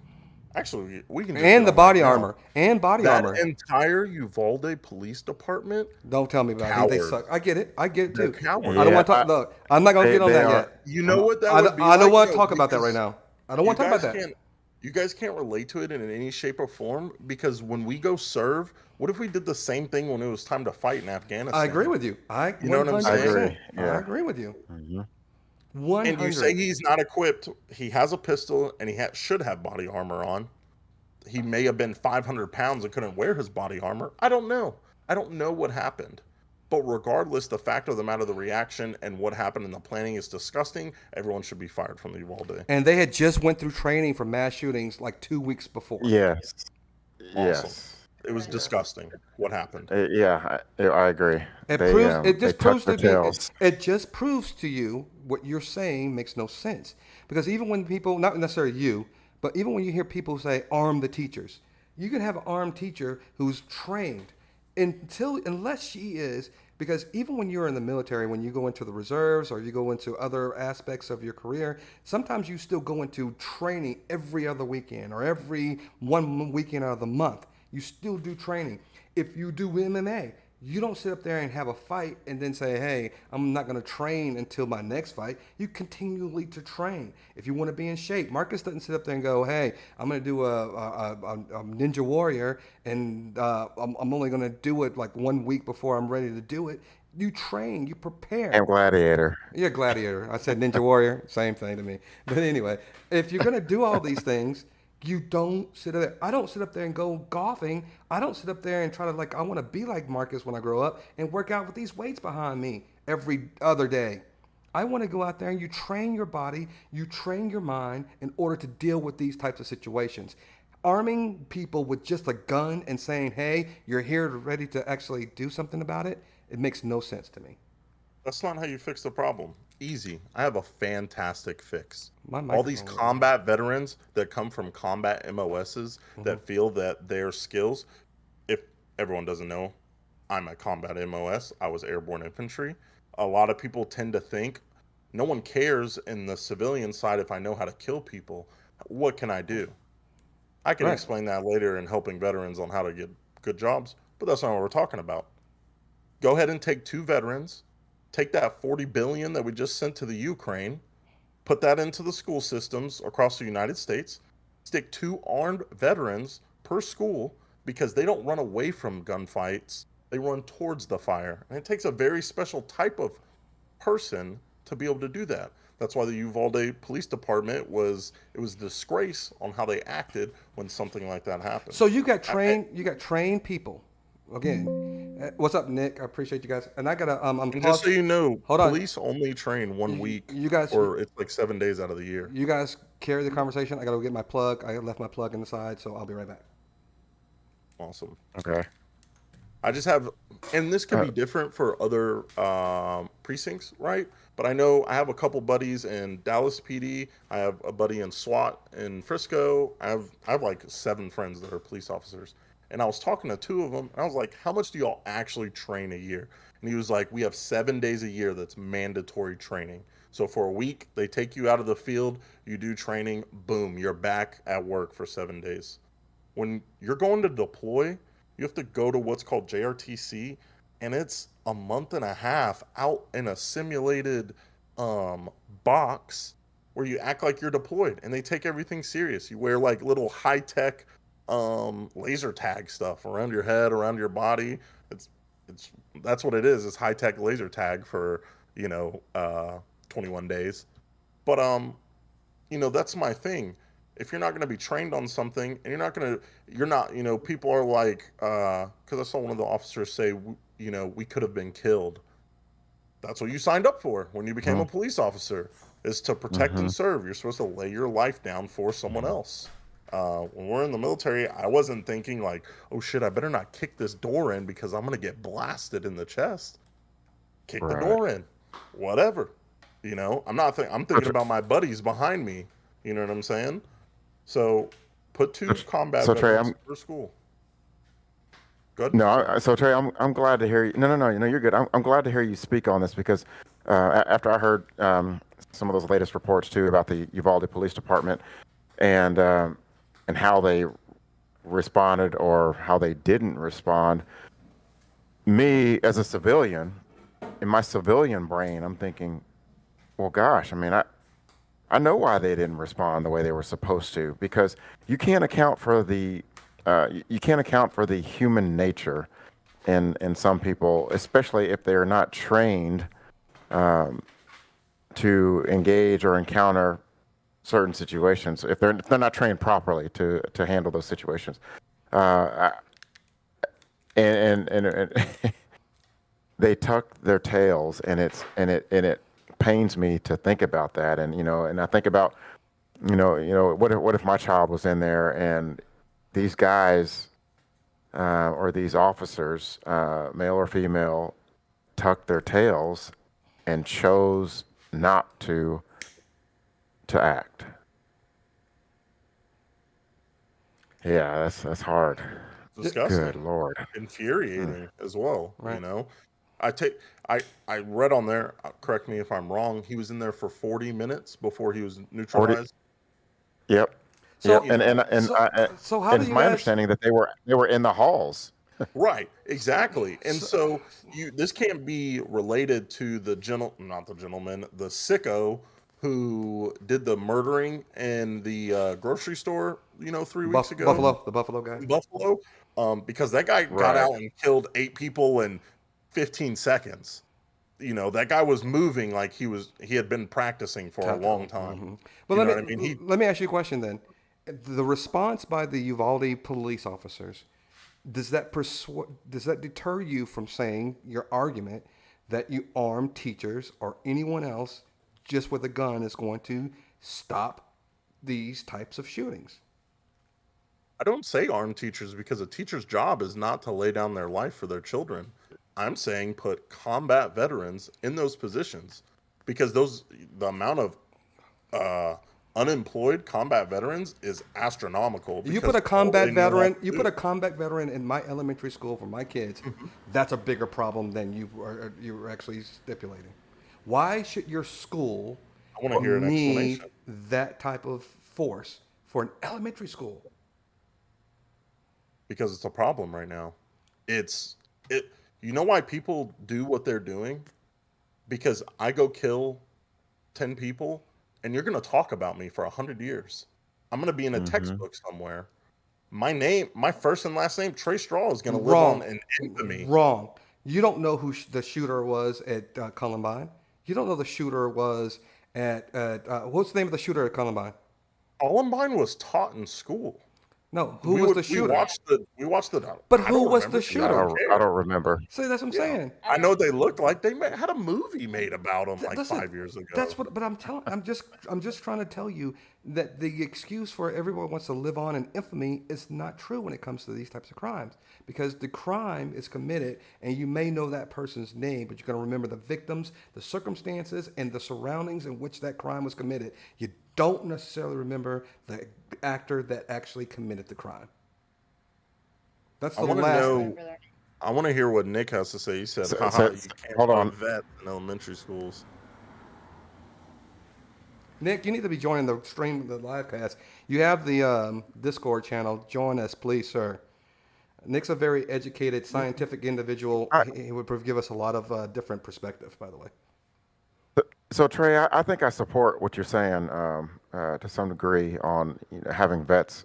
I think you need to have a trained presence.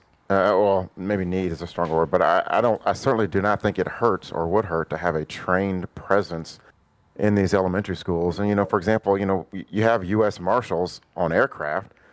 Why not have these trained presences, Not on every if you aircraft. will? There's not a marshal on every aircraft anymore. Oh, not on everyone. Okay, No. okay. And I will tell you this also.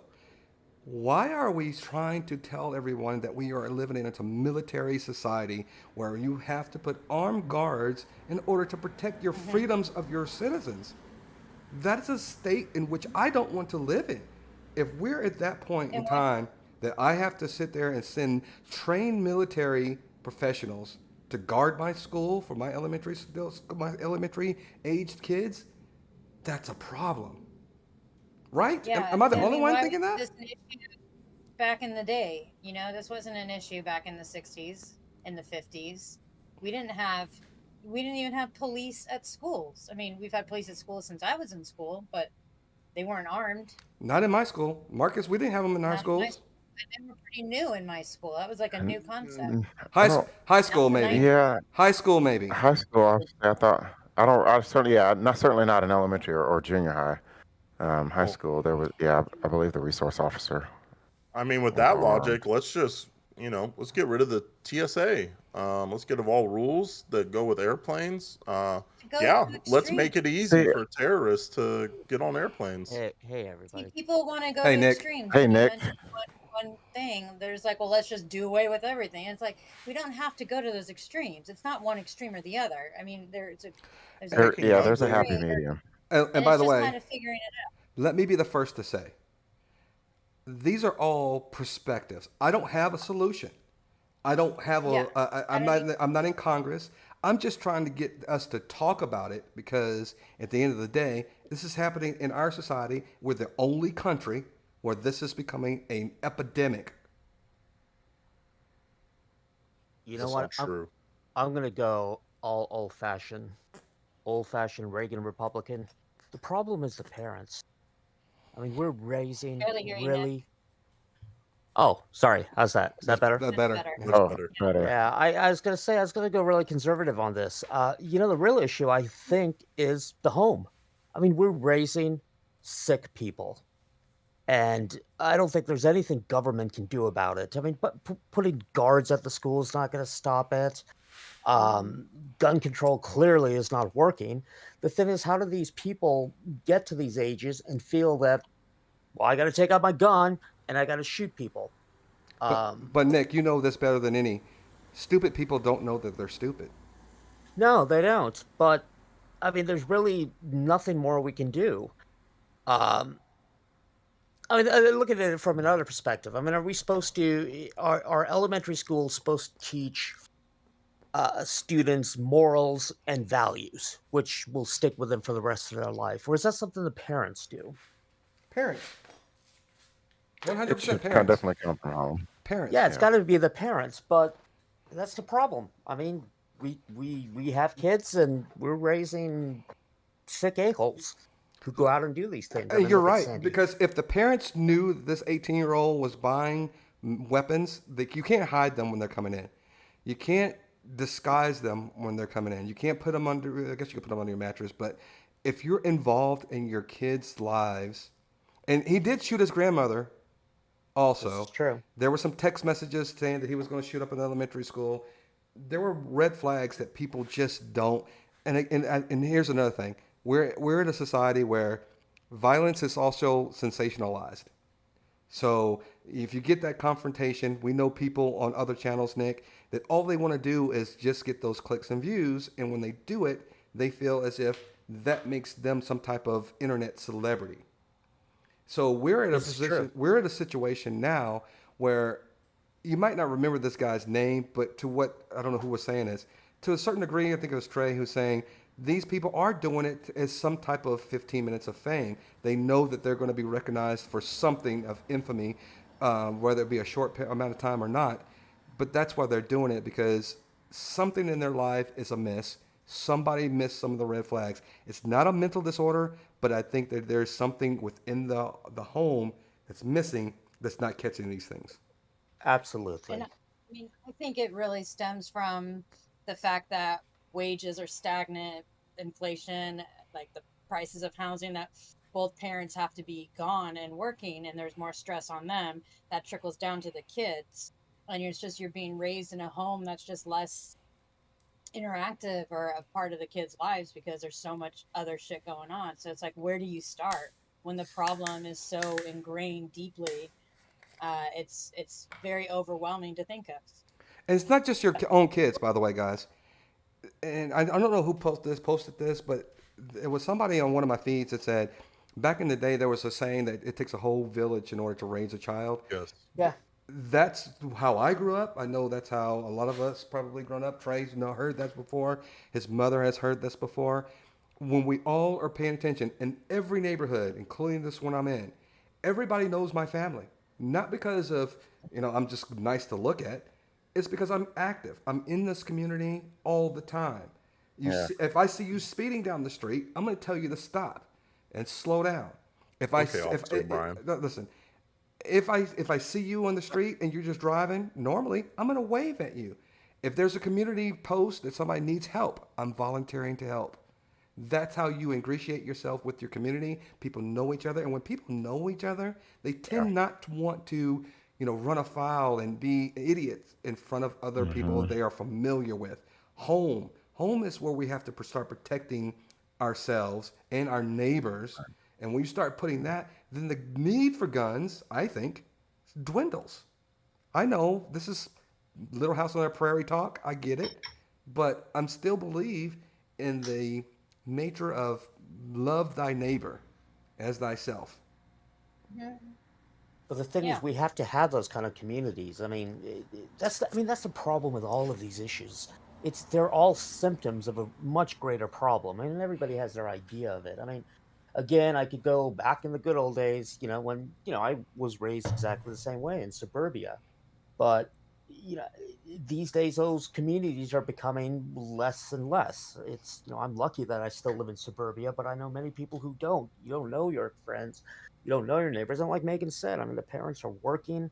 I mean, they can't pay attention to that. But could this in itself be a symptom of this divide from the haves and the have-nots? I mean, middle class is great. Middle class is great because everybody's happy. You give them a warm bed, a nice house, and then they don't create trouble. But as that starts to go away, we're going to see more and more of this kind of violence. Lloyd, to Lloyd's point in the chat, I do think that we're way past that, because who are our babysitters now? It's not the teenagers down the street or around the corner. The internet. It's the internet. It's the iPads. It's the phones that have internet. Coco Melon. Yeah. And I'll be honest with you. I have a 4-year-old who's way smarter than a 4-year-old should probably be. And he's on this internet all the time. And we had to put the YouTube kids on his iPad because he was watching some grown-up content on the YouTube channels. Even though they were showing toys. Here's the deal. It's creepy. Pee Wee Herman used to be kind of like one of these kind of things where we thought it was kind of funny and cool. But older people were like, why is this little pedophile propagating his stunt to small children? They do that all the time on YouTube. They have these grown-ups peddling these little toys, doing these little voices, and sometimes it gets a little creepy. And my son was watching that crap. And I'm sitting there going, why are you watching this grown man jump around in a Teletubby outfit? This is weird to me. That is weird. It's really weird. So you gotta know what your kids are doing. I get it, but I still think there's a lot more that needs to be done, not necessarily in the home, but I still think, are we overkilling? Go back to gun control. Are we still just saturating our systems with guns that are never, ever needed for No, anything? incorrect. This is my reasoning behind what you're saying about not needing these weapons. And this is just the fact of it. I'm gonna play through exactly how this would go down. Let's just say perfect world, Democrats, Republicans, bipartisan decision. Hey, AR-15s are no longer allowed. You guys have until the end of the year um, to turn in all your weapons. Um, let's say all our law-abiding citizens continue to turn in their weapons. We'll have some pushback. I don't know how that works. Like I said, there's over 1 million registered weapons in Texas. I don't know the manpower. What are you going to do? Are you going to have the ATF kicking people's doors in? Um, overflowing jails with all these gun owners. I can't remember the number, but 376 million guns. Let's just say the number is cut in half for the amount of people that own them. So we'll say 125 million for arguments. We'll say 25 million of those 125 don't want to give up their guns. Are you throwing 25 million people registered? Correct. And then you have unregistered weapons, right? But those aren't law-abiding citizens. Are you throwing those 25? Right. Are you throwing those 25 million people into jails? Then we create an overflow of jails. That's just more money. It's impractical. It's not going to happen. So maybe just lots of fines. If people don't pay them, then again, what do? Do you then throw them in jail? Are you going to ruin 20? You confiscate their belongings. You put a lien on their homes. You put a lien on their cars. You put a lien on their property. What are you describing now? What kind of government are you describing now? Don't say it's a socialist or capitalist society or a communist society. Don't say that. Don't say that. What you just described was a communist country, 1,000,000%. But that's you're not gonna give it to me. Stop. I'm gonna come and take it from you. That's what and they take do. your home and your land and your car. That is a capitalist society, because if you don't pay your bills, your tow truck's gonna come. They're gonna keep looking for you, and if you don't pay your bill on your house, you don't pay your HOA fees on your home, they can put a lien on your house. They'll take that too. So what you're describing is not a communist society. That is the society that we live in now in the United States of America. I'm in the same boat, by the way, Mr. Allen. I was actually on the same boating trip with you. We both brought our guns on that boat, and it sunk to the bottom of the ocean. So I actually don't own any. The murder weapons never going to be found. The murder weapons are never going to be found. Just wanted to say. I'm going to tell C. Allen. I'm going to call the FBI tomorrow and put C. Allen and Trey are the culprits of any murder investigation you were looking for. The lake is this. And please, the depth of the lake is this. Oh, we're in the Pacific Ocean together. No, you were in the Pacific. That's Bermuda. Yes, we were in the Bermuda Triangle. That's why there's no radar evidence. But in all seriousness, taking away anything is not going to go well. It doesn't matter what it was. I'm so glad you said that. Let's just say, taking away. Please, let's just stay on topic of guns. That's what we're gonna. I don't want to talk about. Okay, I got you. Listen, when you say that, it's just not gonna work though. But I'm not gonna come take it. A right, by the way, is not a physical thing. So please don't talk about the body right bullshit. Please, for the love of God. Listen. But you can't come take a physical thing from people. Listen, it's not happening. Listen, all I was gonna do is just say I was glad to hear you say that if you have a right to do something, no one should ever take that right away. That's not what I said. That is exactly. It's impractical for them to. It's just not going to happen for them to come take it. Marcus, let's do 2 rewinds. One on what he said, I said, and then what he said, because he didn't say impractical. I never heard Trey use the word impractical all his entire life. It's too big of a word for him. That's right, Alan. We did blow our life savings on that boating trip for sure. Why would you take guns on a boating trip? We safety. From pirates. Yes. Listen, first of all, you got to go to the port authority and you got to check and get registered in order to put those guns on a boat. Then you can carry them without having to be confiscated. Then also, if you put like some spear, let's say you're doing spear fishing, you can use those as well and not have them confiscated as well. Right. You know, Yes, I want to know, do you all agree with me in what I said, though? Like, in all honesty. Yeah, I do to a point. Everybody's I had mean- some good points, yes.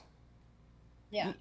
you got to remember, I mean, the right to bear arms is one of our fundamental civil liberties. I mean, arguing for gun control is just as difficult as arguing we should limit free speech, because that's also in the Bill of Rights. I mean, it is a civil liberty to own these weapons. Now, that's when the courts step in and then sort of decide, well, to what extent do we have these liberties? But, we can't go take guns away. I mean, even the liberal circuit judges, I mean, here in the Ninth Circuit here in California, they said, yeah, you can't tell people they can only have so many bullets in their magazine.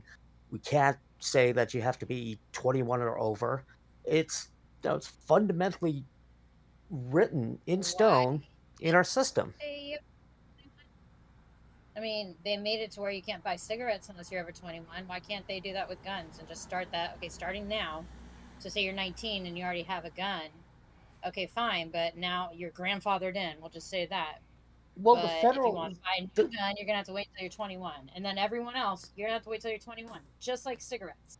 it's kind of like, so when they were building the interstate system, for example, the age to drink is not a federal law. There's no federal law that says you have to be over 21 to drink. By the state. So why do all the states all agree that you have to be over the age of 21 in order to drink? Because Mothers Against Drug Driving, because Mothers Against Drug Driving are the biggest lobbyists against alcohol and young underage drinking, and they are huge. If you can't get federal funding, if you don't pass certain laws when it comes to those types of there things. It is. Federal funding. Is it over 21 in Louisiana? I thought it was still, is it still 18? It's 21, I believe, in almost everywhere. State. Yeah, every state. Everywhere. Okay. Because of Mother Against Drug Driving.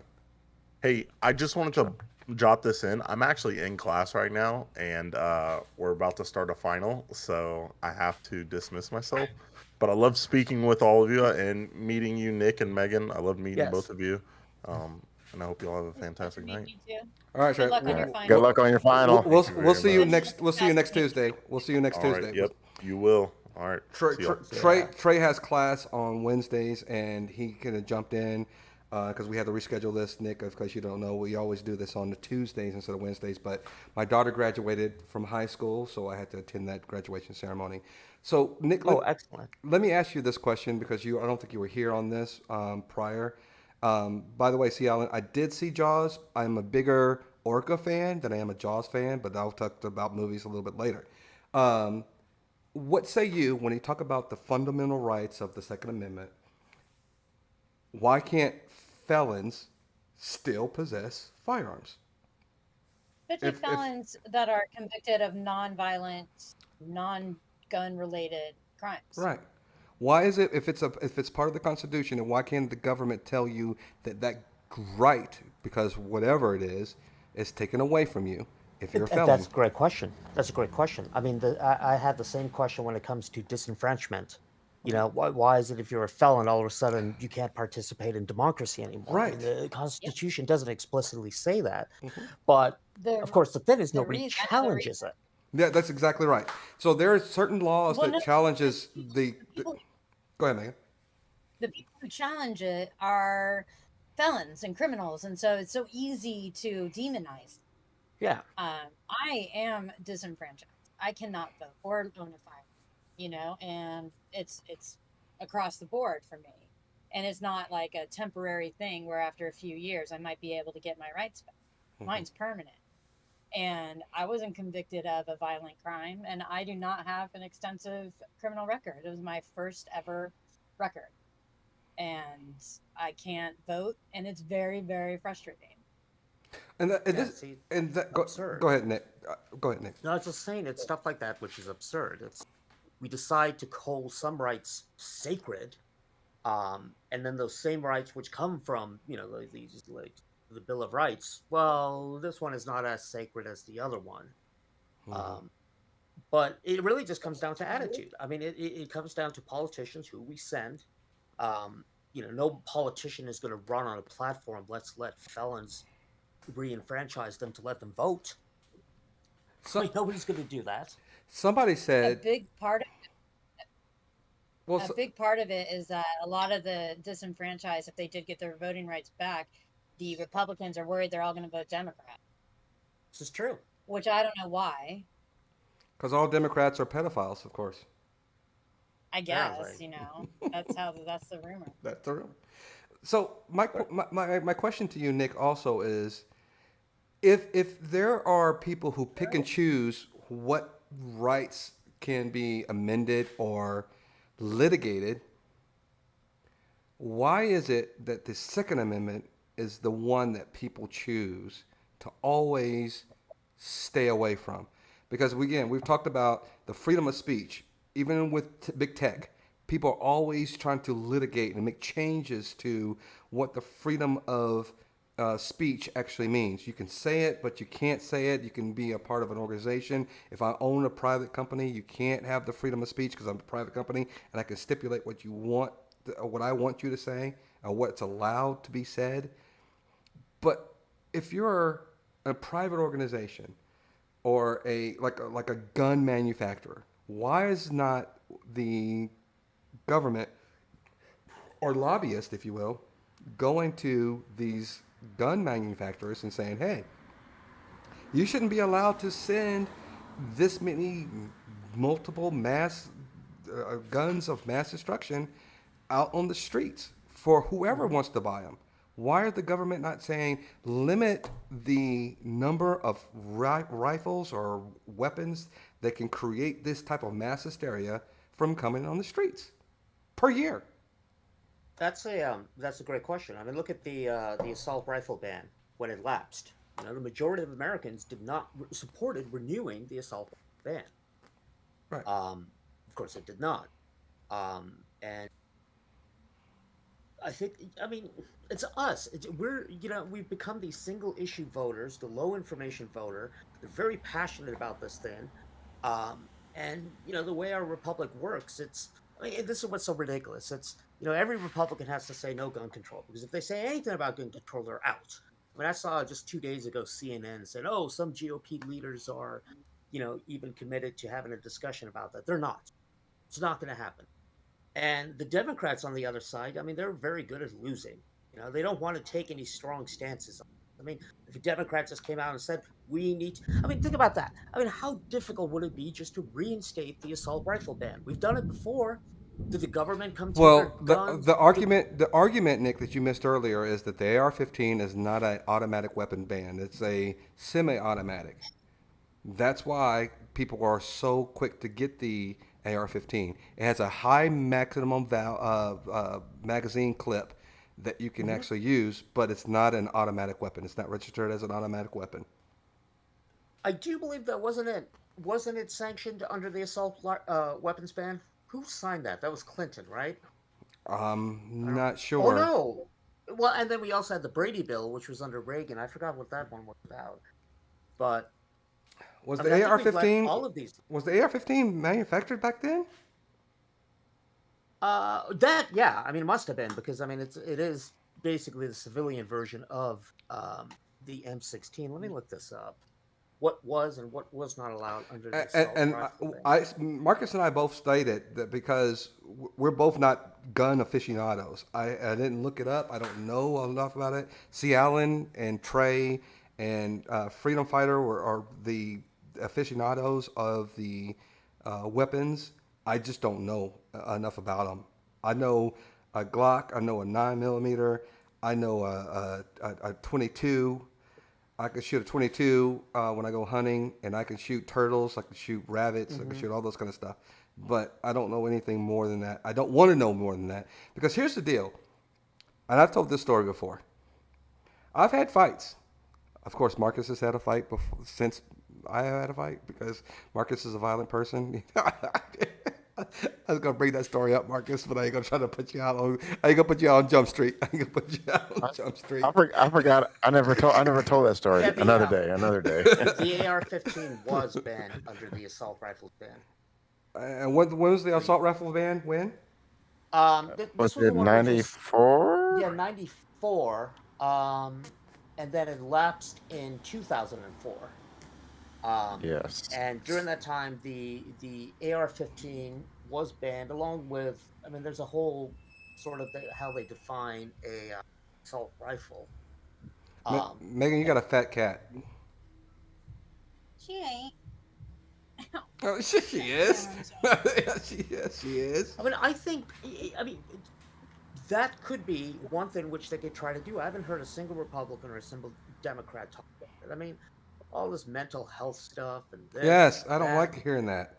I don't like hearing that. ridiculous. Because you know what? Actually, You know what? You know what bothers me about the mental health issue is that there are people who are dealing with mental health crisis, and they aren't trying to murder elementary school students.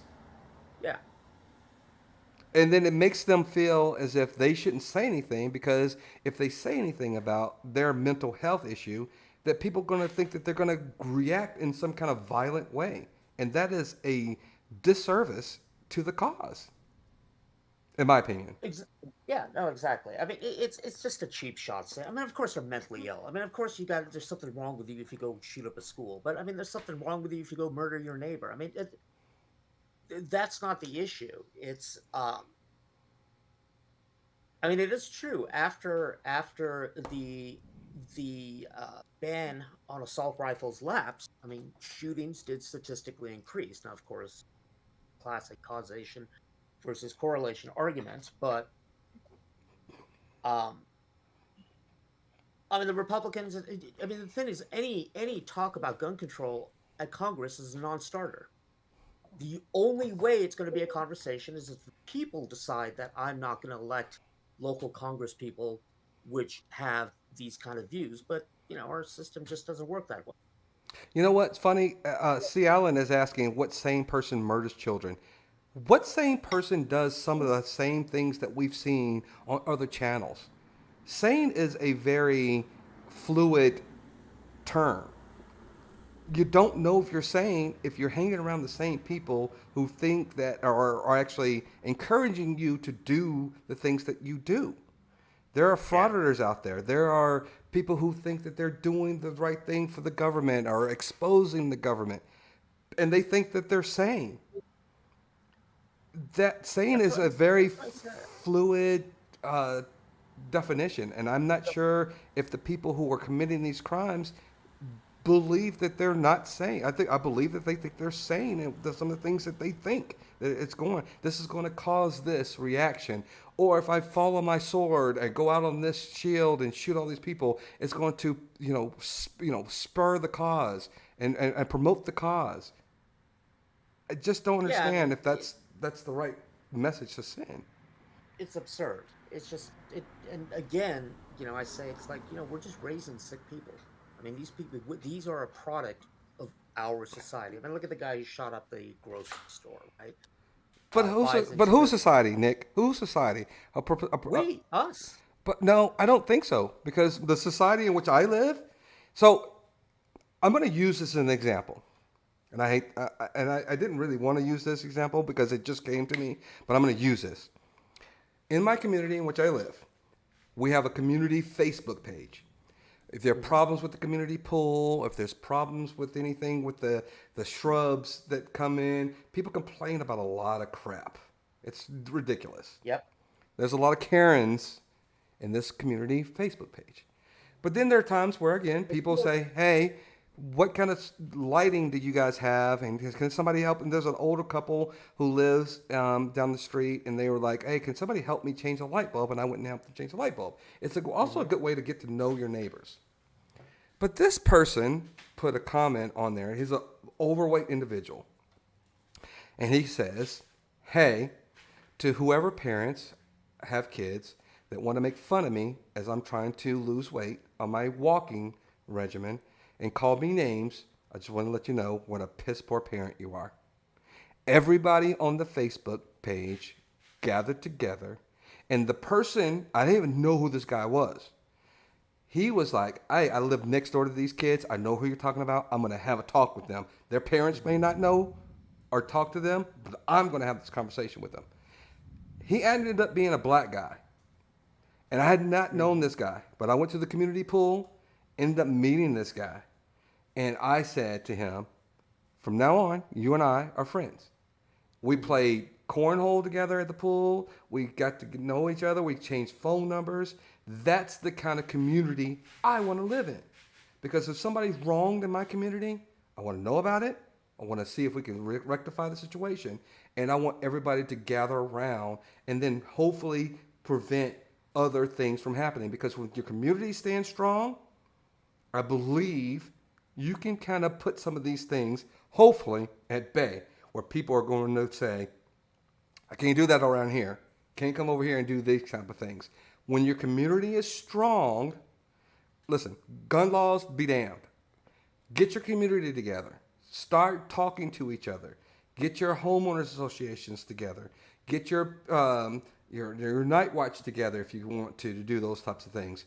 Mm-hmm. These are the things that are the fabric of our communities. You start at the communities, and then you mushroom out into the bigger government. And then you can start saying, then we can start talking about gun laws, and then we can start talking. But you got to start locally, in my opinion. Yeah. I'm a local community guy. That's what I do. I agree. I agree too, but I mean that's what just fascinates me about all of these agreements. I mean, YouTube. I mean, Can't really hear you, Nick. Oh, sorry. What fascinates me about these disagreements, it's everything has become so personal. You know, I got this neighbor who's fighting with another neighbor, and you know, okay, yeah, your fence needs fixing, but it turns into a personal attack, and they're shouting at each other, they're screaming at each other. It's like acting like kids. Right. I mean, it's so ridiculous. It's like, okay, their fence is falling over. Ask them to change it. They don't change it. Well, then there are other remedies. You don't start shouting at them and, you know, calling them names, and you know, eventually it devolves into some, you know, racist comment here, racist. I was like, what are you doing? It's just a fence. Okay, yeah, the neighbor's being obstinate. You know, that's why we have an HOA. Go to them. There was a woman who posted on our community page because on Memorial Day, her neighbors had roofers come and do their roof. And she was mad because she couldn't sleep in. How dare they, on my Memorial Day weekend, start roofing and I can't sleep in. Yeah, oh my God, people went in on her. And she actually said, I'm the jokester, and I put GIFs in there, and I'm like, I didn't want to call her Karen, but I'm like, I put a GIF that says, "Hey, can I speak to the manager, please?" And she was like, "I'm gonna take the Karen on this one all day, every day." And everybody was like, "Why? This is a moment. This is not a holiday for you to sleep in. This is a holiday to show respect for the people who paid the ultimate price to protect our country. And you think you want to sleep in? Well, these guys have a job to do. They wish they could sleep in.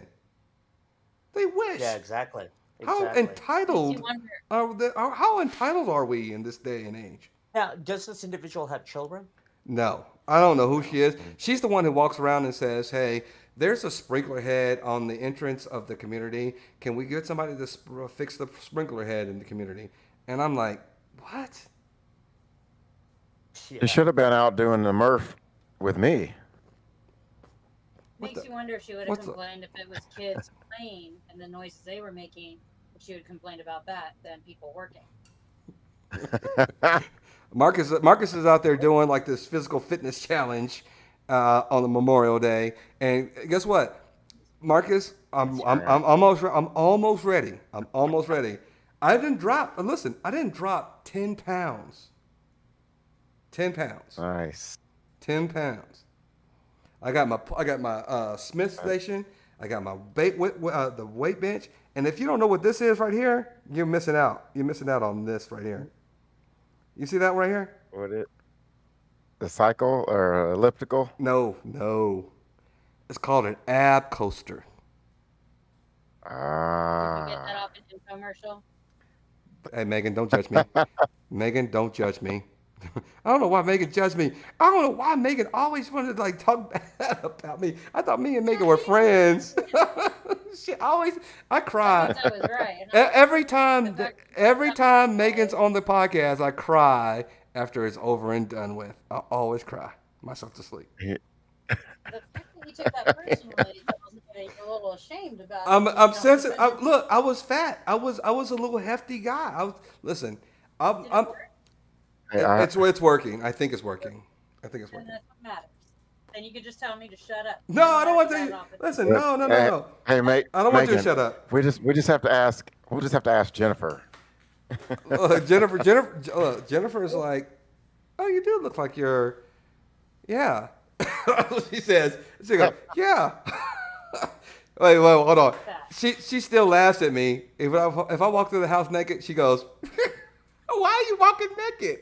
I still can't figure that out. I don't know why. Why she laughs. Like, what the hell are you laughing at me for?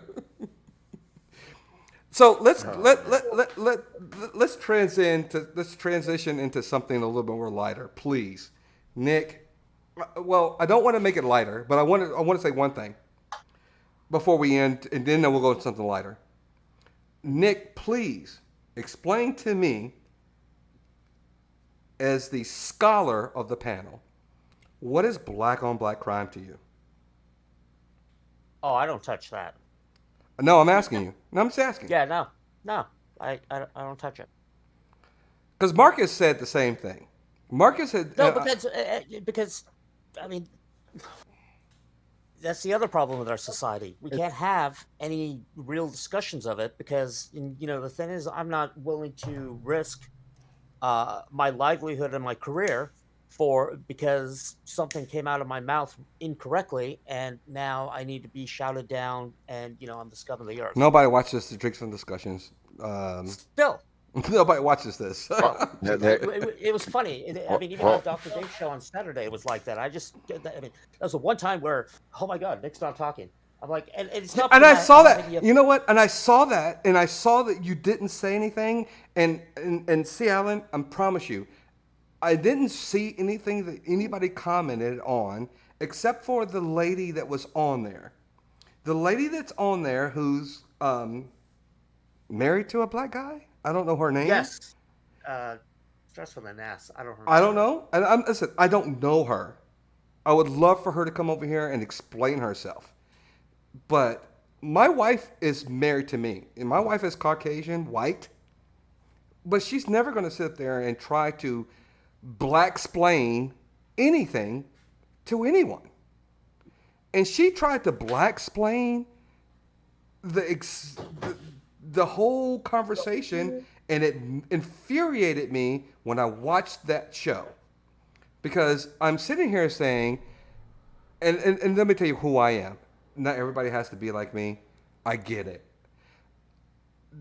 Big Jake came on our show, and he said, let's talk about the Roe v. Wade episode, the stuff that came out. And I said, I'm not touching it if there's not a female or two on this on panel in order for us to talk about it, because it would never impact my life if it happened to me, unless I was in a relationship, and it would still involve another female. We said that. Megan came on, Elizabeth was on, and everybody else was coming on. But I wasn't going to talk about it unless there was somebody representing that side of the argument.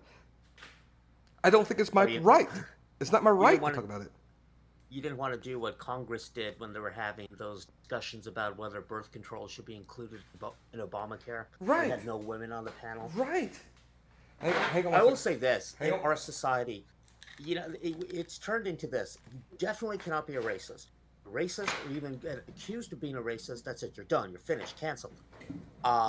That's sort of become the thing now with transphobic or any sort of any statement which somebody could be offended by, and then labels you anti-LGBTQ. But when it comes to women, that's still okay. Doesn't matter. I mean, you want to have a panel not talking about contraception? Oh, that's okay. I mean, none of those people will get in trouble. I mean, a senator says something racist, they're finished. senator says something which is, a little bit what do you call it? Misogynist. Misogynist. Misogynist. Misogynistic. That's okay. It's locker room talk. Locker room talk.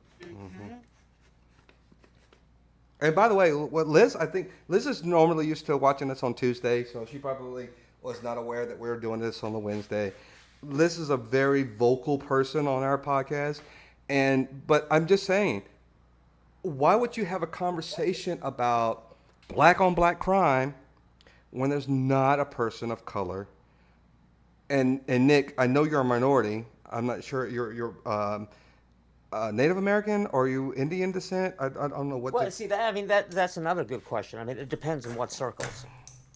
And I think that's. I mean, that's. I mean, in my not so humble opinion, I mean, the only thing which I'll say about relations between, I guess, what we still call races, this country is obsessed with categorizing. Yes. Just obsessed with it.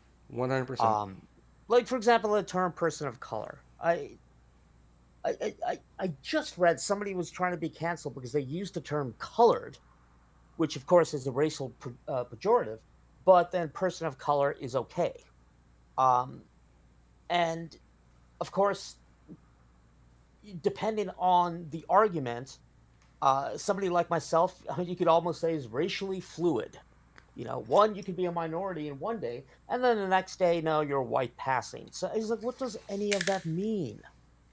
Well, I mean, when people ask me what I am, it's like, well, yeah, I'm American. But here's the deal. I'm also American, but my dad is half black, half white, like literally half black, half white. My mom's side is Native American, Hispanic, and also black. So I am in the whole hodgepodge of the American culture. When I go to the airport and I sit there in the airport and I talk to some of the people who are bartenders or whatever, they all, depending on where I'm at, they say I'm Dominican. They always want to put me in the Dominican flag. I'm like, no, you look Dominican. I'm like, no, I'm not Dominican. But here's the deal. And when 9/11 happened, we were all Americans, right? Remember that? Stop saying you're black Americans, you're white Americans. We're all Americans. That lasted probably about 2 months. And then here we are, segregating ourselves in classes or in races. And here's the problem I have, and I'm telling you this, and I always tell people, Nick, and again, thank you for joining because this is great because I really value your perspective. But when I see people who fake the funk on other podcasts and they want to just say things just to say it because they want to be, think that they're going to like get clicks and views or be a part of something that I don't care. We never, ever look for things to monetize on this channel. We're not making fun of people. We don't want to stream people stuff on here. All we want to do is have conversations. If you want to come over here and have a conversation because you were over there and you want to come over here and have a conversation, more freedom to you to come over here and just discuss. But I'm going to tell you this right now. I have been called the N-word in 2022. Yeah. In 2022. In 2021, people refer to me the N-word. In my community. That is made up predominantly by Native Indian from overseas, Middle Easterns. The majority of the people who live in this area are IT executives, IT workers who live or have come over here to work in IT. So, yeah, no, I could see that. That's the other thing which I think we forget, that because we're such a melting pot, other. I don't say really cultures have much different views. But here's my point. It bothers me to no end. And Trey was gonna allude to this, but he kind of I let him escape it because he had to leave.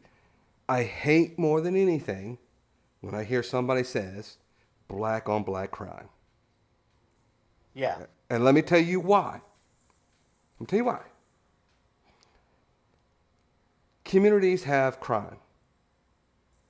There are a lot of poor areas that are minority driven, and there are crimes committed.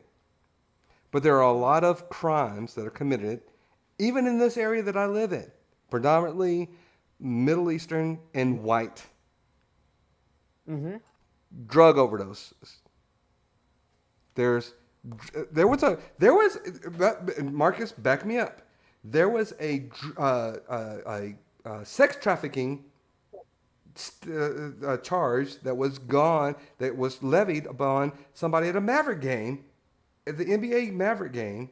There was a sex trafficking charge that somebody was trying to kidnap some girl to put her in some kind of sex trafficking scheme. Oh wow. Oh yeah, I think that made the news. It did make the I don't. news. I don't. Yeah. I don't recall that, but It was this year. Black on black crime was a term to continue to portray the black community as being barbaric. You can't govern yourself. You can't be any better than you can't. We hold black people at a higher esteem to govern themselves than we hold our white communities.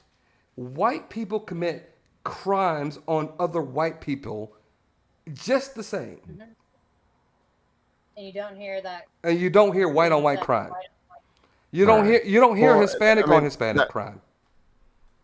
that's a historical societal issue where black people have always been in a category by themselves. I don't know how we get away from that though.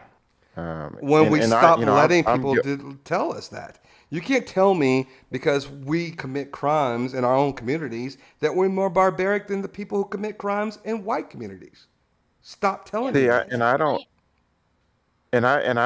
don't view it that way and yes, I get what you're saying that on how the genesis of it all, but when I hear the phrase black on black crime, I don't think of it as, oh gosh, here we are, holding down the black people, we're disenfranchising, we're demeaning the black communities. I don't see it as that. I see it as, good grief, why the heck can't we do better? I mean, why are we fighting each other? I mean, that's how I see it. And I'm like, why are we fighting each other? I mean, why are we trying to cause harm to each other? And that's when I hear that, that's how I think of it. Because we're human beings, just like every other race. Right. But I think here we are, we're trying to, it's sad and it's sick, but we do have to walk a thinner line, if you will. That's just the way it is. I mean, we're and maybe call me being a pessimist, but we'll never get away from that. We'll never get away from being able to walk a broader line than as everybody else. We always have to walk the thin line. But that's just me. But that's sad. But that's sad that you think that way. Because at the end of the day, It is. Oh, I agree. At the end of the day, if I'm the good guy with the gun, the cops are going to think I'm the bad guy with the gun. Yeah. Exactly. Right? Mm-hmm. Is anybody in the chat, anybody here on the panel, they're going to tell me that if the cops show up and there's an active shooter and I'm the good guy with the gun, I'm dead. That's certainly the fear, no doubt. Tell me I'm wrong. You're not. My wife. I had a passenger in my vehicle and I made a completely illegal turn. He's like, "Oh, that was totally illegal. You could get pulled over." I'm like, "I'm not gonna get pulled over for that." He's like, "Well, I would get pulled over for that." And I'm just like, "Oh, that sucks. It's not something I have to think about, and that sucks." And it is, that is white privilege right there, and it's something that a lot of us don't recognize. It's funny because my wife, who I love, of course, sometimes she feels as if even when we go to a restaurant and something's wrong. I have a avocado allergy, and we went and we went to a restaurant, and I said, "Hey, I would like to have this, but I would love to have no avocados on it because I have an avocado allergy." They came and they had avocados in it, and it's a mild allergy. It's not like I'm gonna like blow up and have cauliflower ear like Will Smith on Hitch. I'm not gonna do all that kind of stuff. But it's getting worse, by the way. My hands swell. I told the waitress, and she told the manager. The manager never came, never said anything to me. So my wife was like, I said, babe, go over there and just, they have a little play area for Caden. And I said, go over there and play with him. I'm just going to talk to him. And he came over there, and she was like, was he mean to you? She was like really concerned about how that manager was going to deal with me because I was a black person. And I said, wait a minute. I'm not going to like, it's not the manager's fault. It's not the cook's fault. It's probably not even the waitress's fault. It's a slip up in whatever was going on because it's so busy. It was brunch. Getting upset about small things because they don't go your way is just disingenuous to me. You're just not worth. You're just not looking for someone to be sympathetic to you. You're looking for something to either get a free meal or you're looking for something else. But when people who really are really genuine about whatever it is that's going on, their plight, that to me means more than just trying to put on a show. And people trying to put on a show is just disingenuous to me. And there's a lot of people right now who are just trying to put on a show because they got the cameras out. They want to put it on there and they want to say, hey, I had told them and this didn't happen to me and all this kind of stuff. It's always about the sensationalism of the plight. I'm not about that. Victimization. Victimization, yes. All right, listen. That's a big part of our society now. It's storming right now outside. I'm looking out my garage, and there's a lot of storms. It's cooling off right now. It feels good. I don't want to keep everybody, but I would love to end on a high note. Of course, we always do. So I asked everybody, Nick, you're included. I saw Shawshank Redemption. I do have a dad joke, but I'm going to save that for later. But I would love for people to tell me, what is this movie that I have never seen? I've seen a lot of movies that you think that stood the test of time outside of Shawshank Redemption that I should watch. And I saw Jaws. I've seen Orca. Orca is by far my favorite whale movie, shark movie, or mammal. Jaws is sharks are like not mammals. Orcas are mammals. Orca was like the scariest movie of my time when I was growing up. Yeah, I had a friend You who ever was really been up scared close of to an orca. orca? What did you say?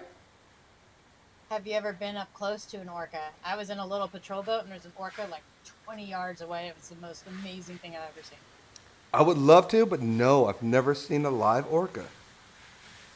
I mean, SeaWorld was my babysitter when I was a kid. But that doesn't really count. I don't count Shamu as like an orca I've seen up close. No. Yeah, a lot of people have. Right. And that was back when the world had beef orcas. Right. Oh, hey, there's Liz. Didn't Hi, Liz. Shamu's not an Yeah, orca? I just saw Liz too. She said, "Darn, I didn't know you." I knew that she didn't know we're actually streaming tonight. I knew she I didn't. know, think I don't that. have another way of getting a hold of you, Liz. But, Yeah, I believe orcas are not whales. They're mammals. They are mammals, but Yeah. they're related to dolphins. Dolphins. Whales. They're dolphins. Yeah, they're dolphins. But we call them killer whales. killer whales, right? yeah. So And I got lucky enough to be up and close to one in the wild. That's the difference I'm putting in with anyone that's gone to SeaWorld back.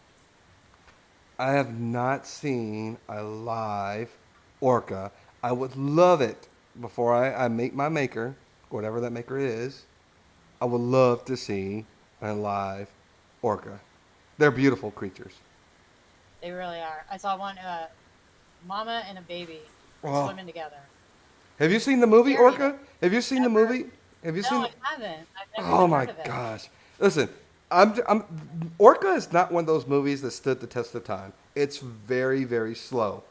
But if you if you just like sitting there and you're like, I can watch this movie, it's kind of riveting.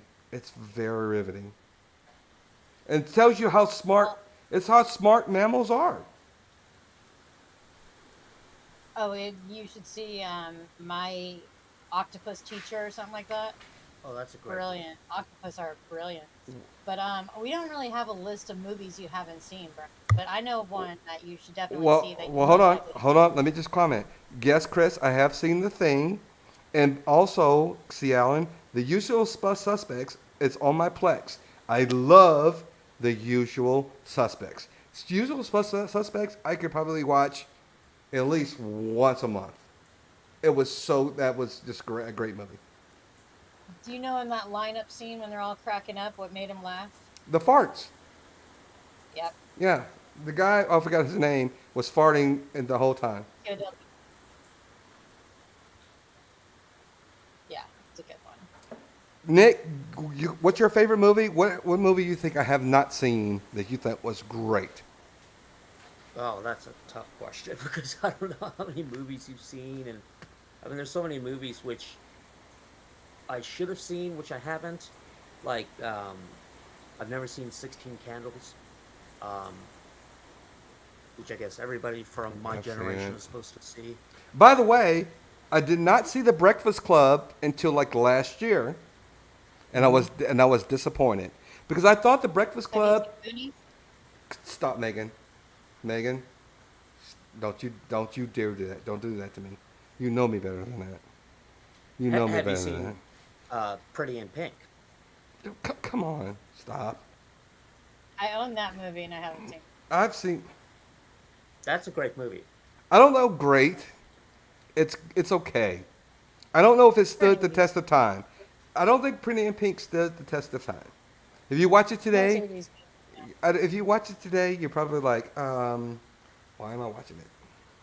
I like it, but I mean, there's so many movies which I like, not because they're good movies. It's just like music. There's some songs I like, which I wouldn't say They are were great songs, but they just sort of they're nostalgic for a reason. yeah, Right. yeah. I will say Benito del Toro was the guy in that Usual Suspect that was farting in the whole time. Predator I've seen Monster Squad, I've seen. Give me something that you listen. If you don't, if Can you I want, say mine? if Have you you seen Falling Down falling down, who's in with that? Michael Douglas? Oh, when he's the guy with the glasses and the briefcase guy. Yes, I've seen it. Defense. Yes, I've seen it. Yes, I've seen that one. I I haven't really seen like it. it. The Last Starfighter, I've seen it. I've seen the guy that was playing the video in the trailer park, and he was like doing the video game thing. Come on, guys, give me something I can use. I'm a movie aficionado. And What'd I you keep say? telling you I have one, and you're just passing by it. Which one? What'd you say? It's Memoirs of a Geisha. Memoirs of a Really Geisha. well done movie. I've heard Most of it. People haven't seen it. A great book too. But it's one that actually is good to read the book after seeing the movie. It's one of the few that are like that. My vocabulary is very small, so I don't read books. So I watch. I watch the movie. You know how to get your vocabulary. All right, right? really up. I got to jack it up a little bit. Reading Okay. books. Hey Nick, can I get to one of your classes so I get my vocabulary up? Cause Well, I don't teach vocab. I just want to be in your But, presence. yeah, If I'm that's in a really good movie. Memoirs of a Geisha, is that what I'm going with now for the next podcast? That was my cat. I'll do it. I'll do Memoirs of a Geisha. I'll watch it. I will watch it before the next podcast. Elizabeth, we already talked about the Johnny Depp trial. I'm sorry that you didn't know that we're rebroadcasting tonight or rescheduled it and all that kind of stuff. I have not seen Oh Brother, Where Art Thou? I've heard good things. But It's okay. I like it. I'm gonna stick with memoirs of a Geisha. Yeah, it's on Netflix. Is that a cartoon? No. Okay. All right, I'm gonna watch it. And then once you're out on the movie criteria, Megan. Oh, I think Megan was the one who said Shawshank as well. So I'm gonna give Megan the benefit of the doubt. I appreciate that. Give Megan the benefit of the doubt. So it's been 2 hours and 39 minutes. Let's wrap it up. I appreciate Nick always joining us. Again, Nick, this is probably not what you're used to. We just talk about stuff that just is out there. And I want to make sure everybody knows that we are just not experts on the topics. We don't know what AR-15 or AR-4, whatever the AR means, but we have a conversation. We have a perspective on what we feel is what we think the world is doing right now. And we might not be right. We might be wrong. We want to share it. We want you guys to tell us about what you guys are thinking as well. And I promise you guys also, we're never trying to like single you out on any other podcast to bring you over here because we don't agree with you. If you come over here, we're not trying to like make you feel like you're a victim or we're going to try to ostracize you. We're just here to just kind of make sure we have a place that everybody can share their ideas, and that's it, right? This is a safety zone. Right It's a on. safe place to have a Discord. Yes. It's a Discord. I like that, Megan. Discord. Have you seen Gangs of New York, Brian? Yes, with Leonardo DiCaprio. Yeah, okay. I was just making. Just so you know, Memoirs of a Geisha starts out pretty slow, but give it a chance. Listen, don't try to butter me up. You said the name. No, I'm just saying. I mean, listen. I'm just saying. I'm coming after you. If it's not good, I'm gonna come after you. I'm gonna let you You're know. gonna have to see it all the way through before you can come after it. That's all I'm saying. Now, are you gonna make Jennifer watch them with you? Oh, she'll like it too. No. Jennifer is me and Jennifer. Our movies are strictly comedy. If there's anything else involved in romantic comedies, because I'm crying. I actually just saw my wife cry a little bit on what movie? I can't remember the movie. It was something we watched, and I looked over her and she started kind of tearing up a little bit. And I think it was Sing 2. The cartoon. That's a good movie. The Sing 2 movie. It might have been That's that. a good movie.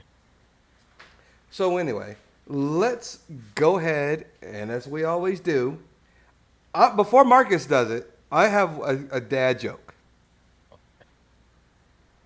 Okay, are you guys ready for this? Yeah, All I'm right. ready. All right. How did you get a squirrel down from a tree? Nick knows this joke. I got two actually. I listen to the morning dad jokes on Spotify every morning. I love dad jokes. Nothing. How do you get a squirrel out of the tree? You drop your pants and show them your nuts. Yep. Sorry, Megan. Sorry, Megan. Sorry, Liz. Sorry, Jennifer. I'm sorry, any woman that's on this live.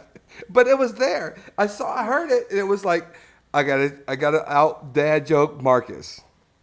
But I got another one. I got a dad. Hold on, Megan. Hold on. I got one more. That was good. Allow me one more. And so I try. Somebody told me this. Okay, so I'm gonna preface this. If you know this, you know it.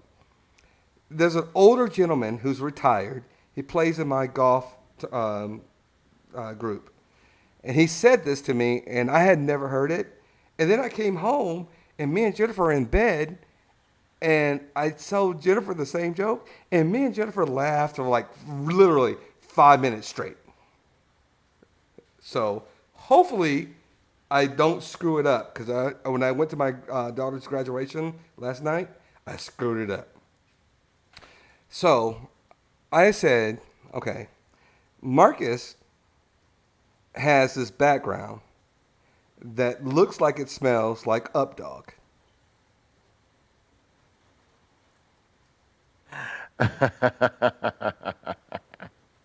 And that person's supposed to say, "What's up, dog?" Yes, they're supposed to say, "What's up, dog?" I get it. I wanted to Yeah. hear crickets instead. I know, I get it. I get Yeah. it. I know it. It was lame when I said it, and I couldn't figure out how I could actually incorporate it. Well, dad jokes are supposed to be lame. That was pretty lame. I apologize. Well, That's funny. Elizabeth said, I didn't know Oshkosh had an air show. I don't know what that means, but okay. Oh yeah, the Oshkosh Air Show every year. Every year, yeah. My stepdad is a huge fan. He goes Yep. almost. Is that Oshkosh, Wisconsin? Or- Yeah, Oshkosh, it's like a fly-in air show, like fly yourself there, and Oshkosh by gosh? Oshkosh Bagosh. By the kids' clothing? It's not just kids' clothing. It's a town. Oh, I didn't know. What? Yeah, It's a town? Yeah, it's in Wisconsin, right? Yeah. I learn something new Yeah. every day.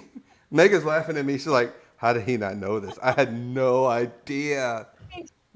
But The only but the reason town is just called Oshkosh. It's not. Yeah. Listen, Marcus, you're supposed to be my friend. You're supposed to like call out the attention that I'm stupid. I'm just saying. I didn't know Oshkosh was a town. No idea. I didn't until a few years ago. Okay, maybe 10 years ago. Okay, like thank you for making me feel better. All right, Marcus, what do you have to say before we end it tonight? Where do pirates get their hooks? Fuck, I don't know. Where do pirates get their hooks? Secondhand stores. That was good. Okay, I got one more. That was horrible. What do you call a line of men waiting to get haircuts?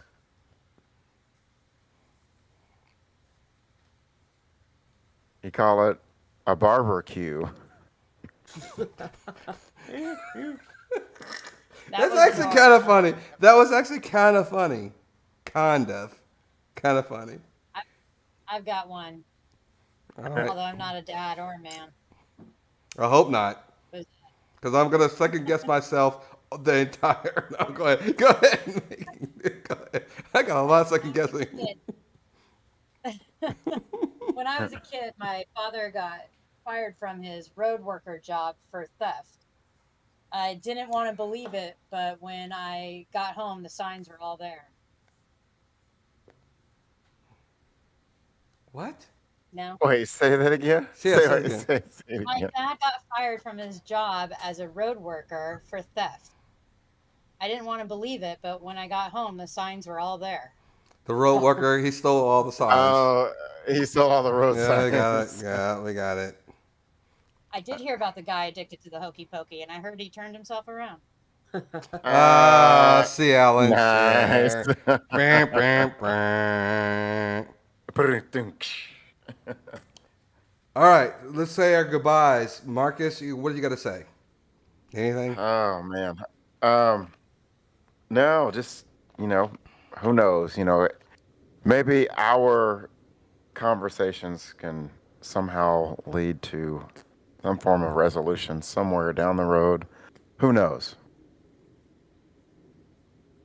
And Absolutely. maybe they can lead to more questions. At least they're being discussed. Nick, I'm just telling you right now, Chief. I actually appreciate your perspective. I'm glad you were here to join us. I Oh, hope thank to you see for you inviting me. more. I hope to see you more on these things, because this is not about people. This is just about discussions and topics.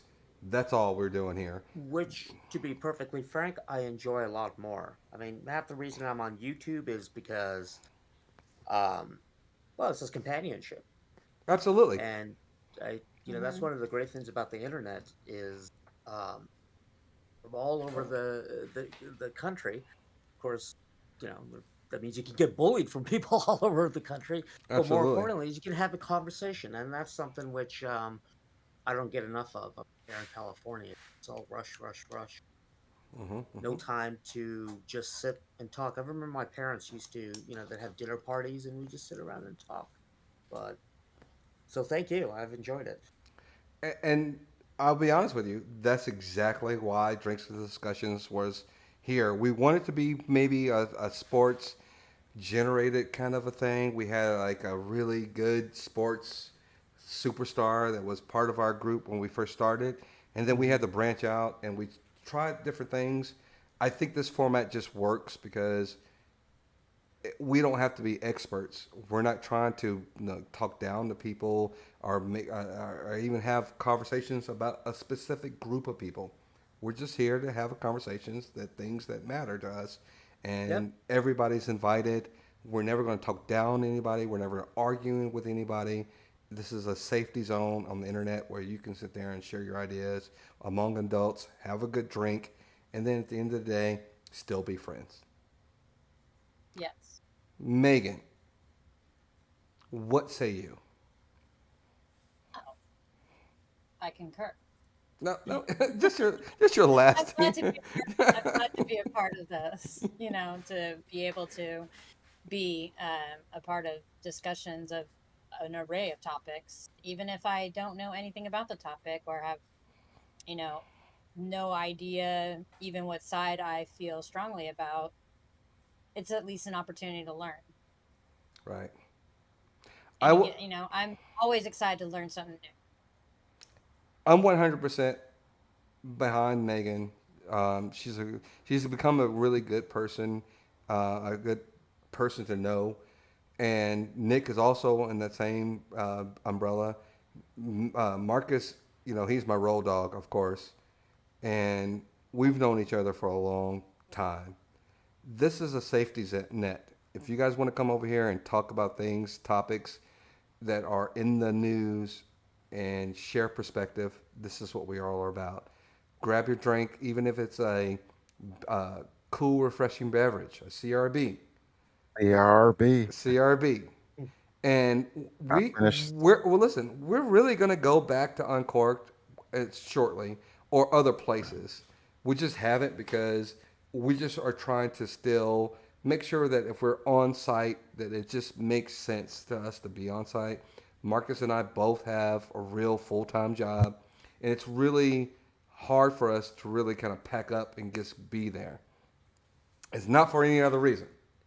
So just make sure you guys understand that we're Uncorked. This every time we go to Uncorked, we're not broadcasting. They always say, "Why are you guys not here? Why are you guys? We missed you guys."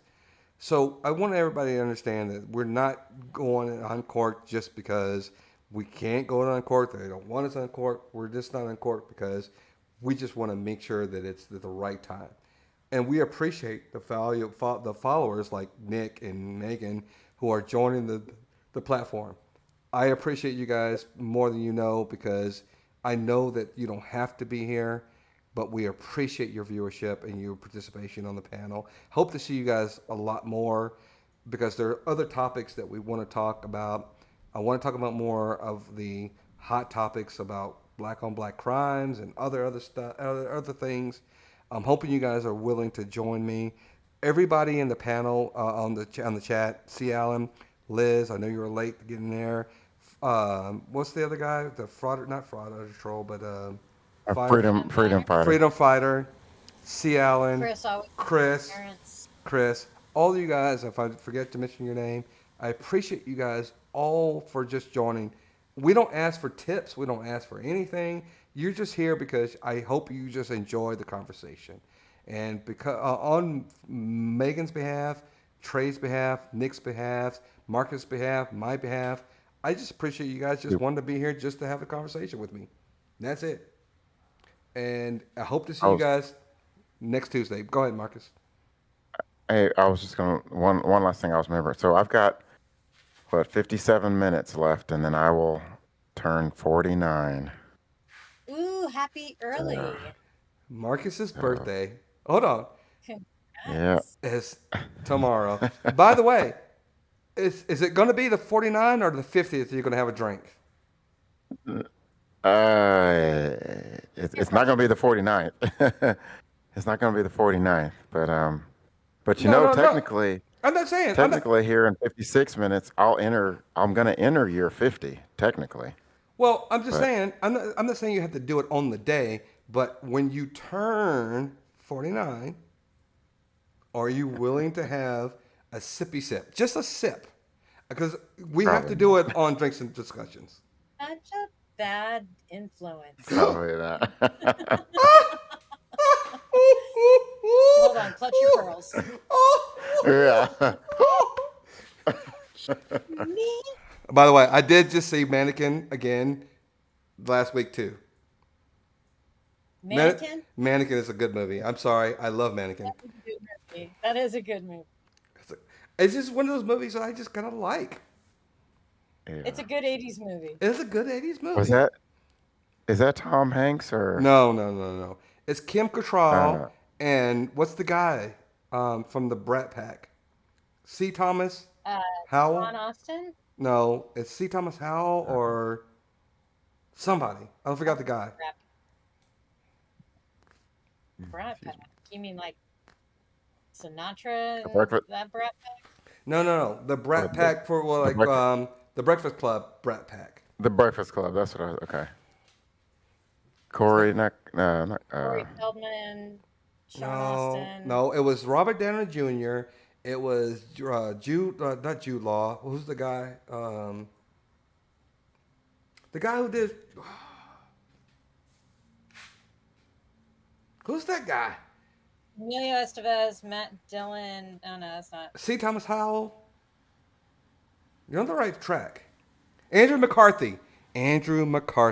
Thank you. Thank you, C. Allen.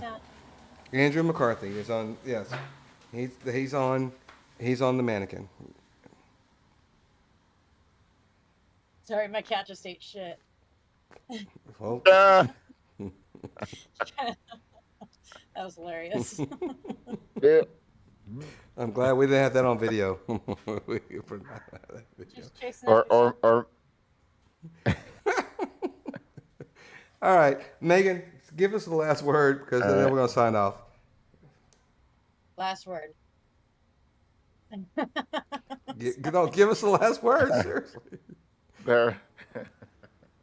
Well, as George Carlin says, be excellent to each other. Be excellent to each other. I appreciate that. And I hope to see you guys next Tuesday. If you are on here tonight, Nick, I hope to see you again next Tuesday. Please join us. I value your opinions, your perspective. Megan is a resident host now, so I'm going to change our intro music to include Megan, even though she didn't even know we had an intro music for any of our stuff. So that's very disheartening. I don't know why, but I don't know why she didn't know that. But I appreciate you guys. Sorry.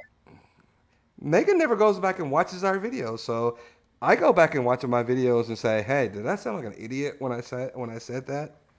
And Liz was the one who said, "Brian, you sound really cool when you were talking." And Marcus, I'm not gonna float my own boat, but Megan or Liz was like, "Brian, you could do what are those audiobooks?" And I was like, "No way." He's like, "Yeah." I was like, "No You'll be way." the next Morgan Freeman. Yeah, that's what hurt me because everybody was talking about Morgan Freeman and James Earl Jones, but nobody said Brian N. But now it's Brian N. Don't hate me, Brian Marcus. N. Don't hate me, Marcus. I'm not hating. I just talk this way. I'm not hating.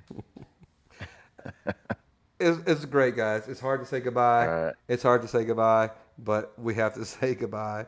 It's been almost 3 hours on this one. It's been Oh, exactly yeah, 3 it's hours. Wow. past my bedtime. Yeah. Marcus actually sent me a message an hour ago and said, "Hey, I'm gonna have to cut it I off." know. I have to cut it off soon. I appreciate that, Liz, saying I have a great voice. I appreciate you guys. We'll see you next Tuesday. I'll send some promos. I actually need to get Megan on the promos as well as Marcus on the promos so that we can get more viewerships. But we appreciate you guys. As always, Drinks and Discussions. If you're going to drink, please drink and drive responsibly. As always, Marcus, Megan, I'm Brian.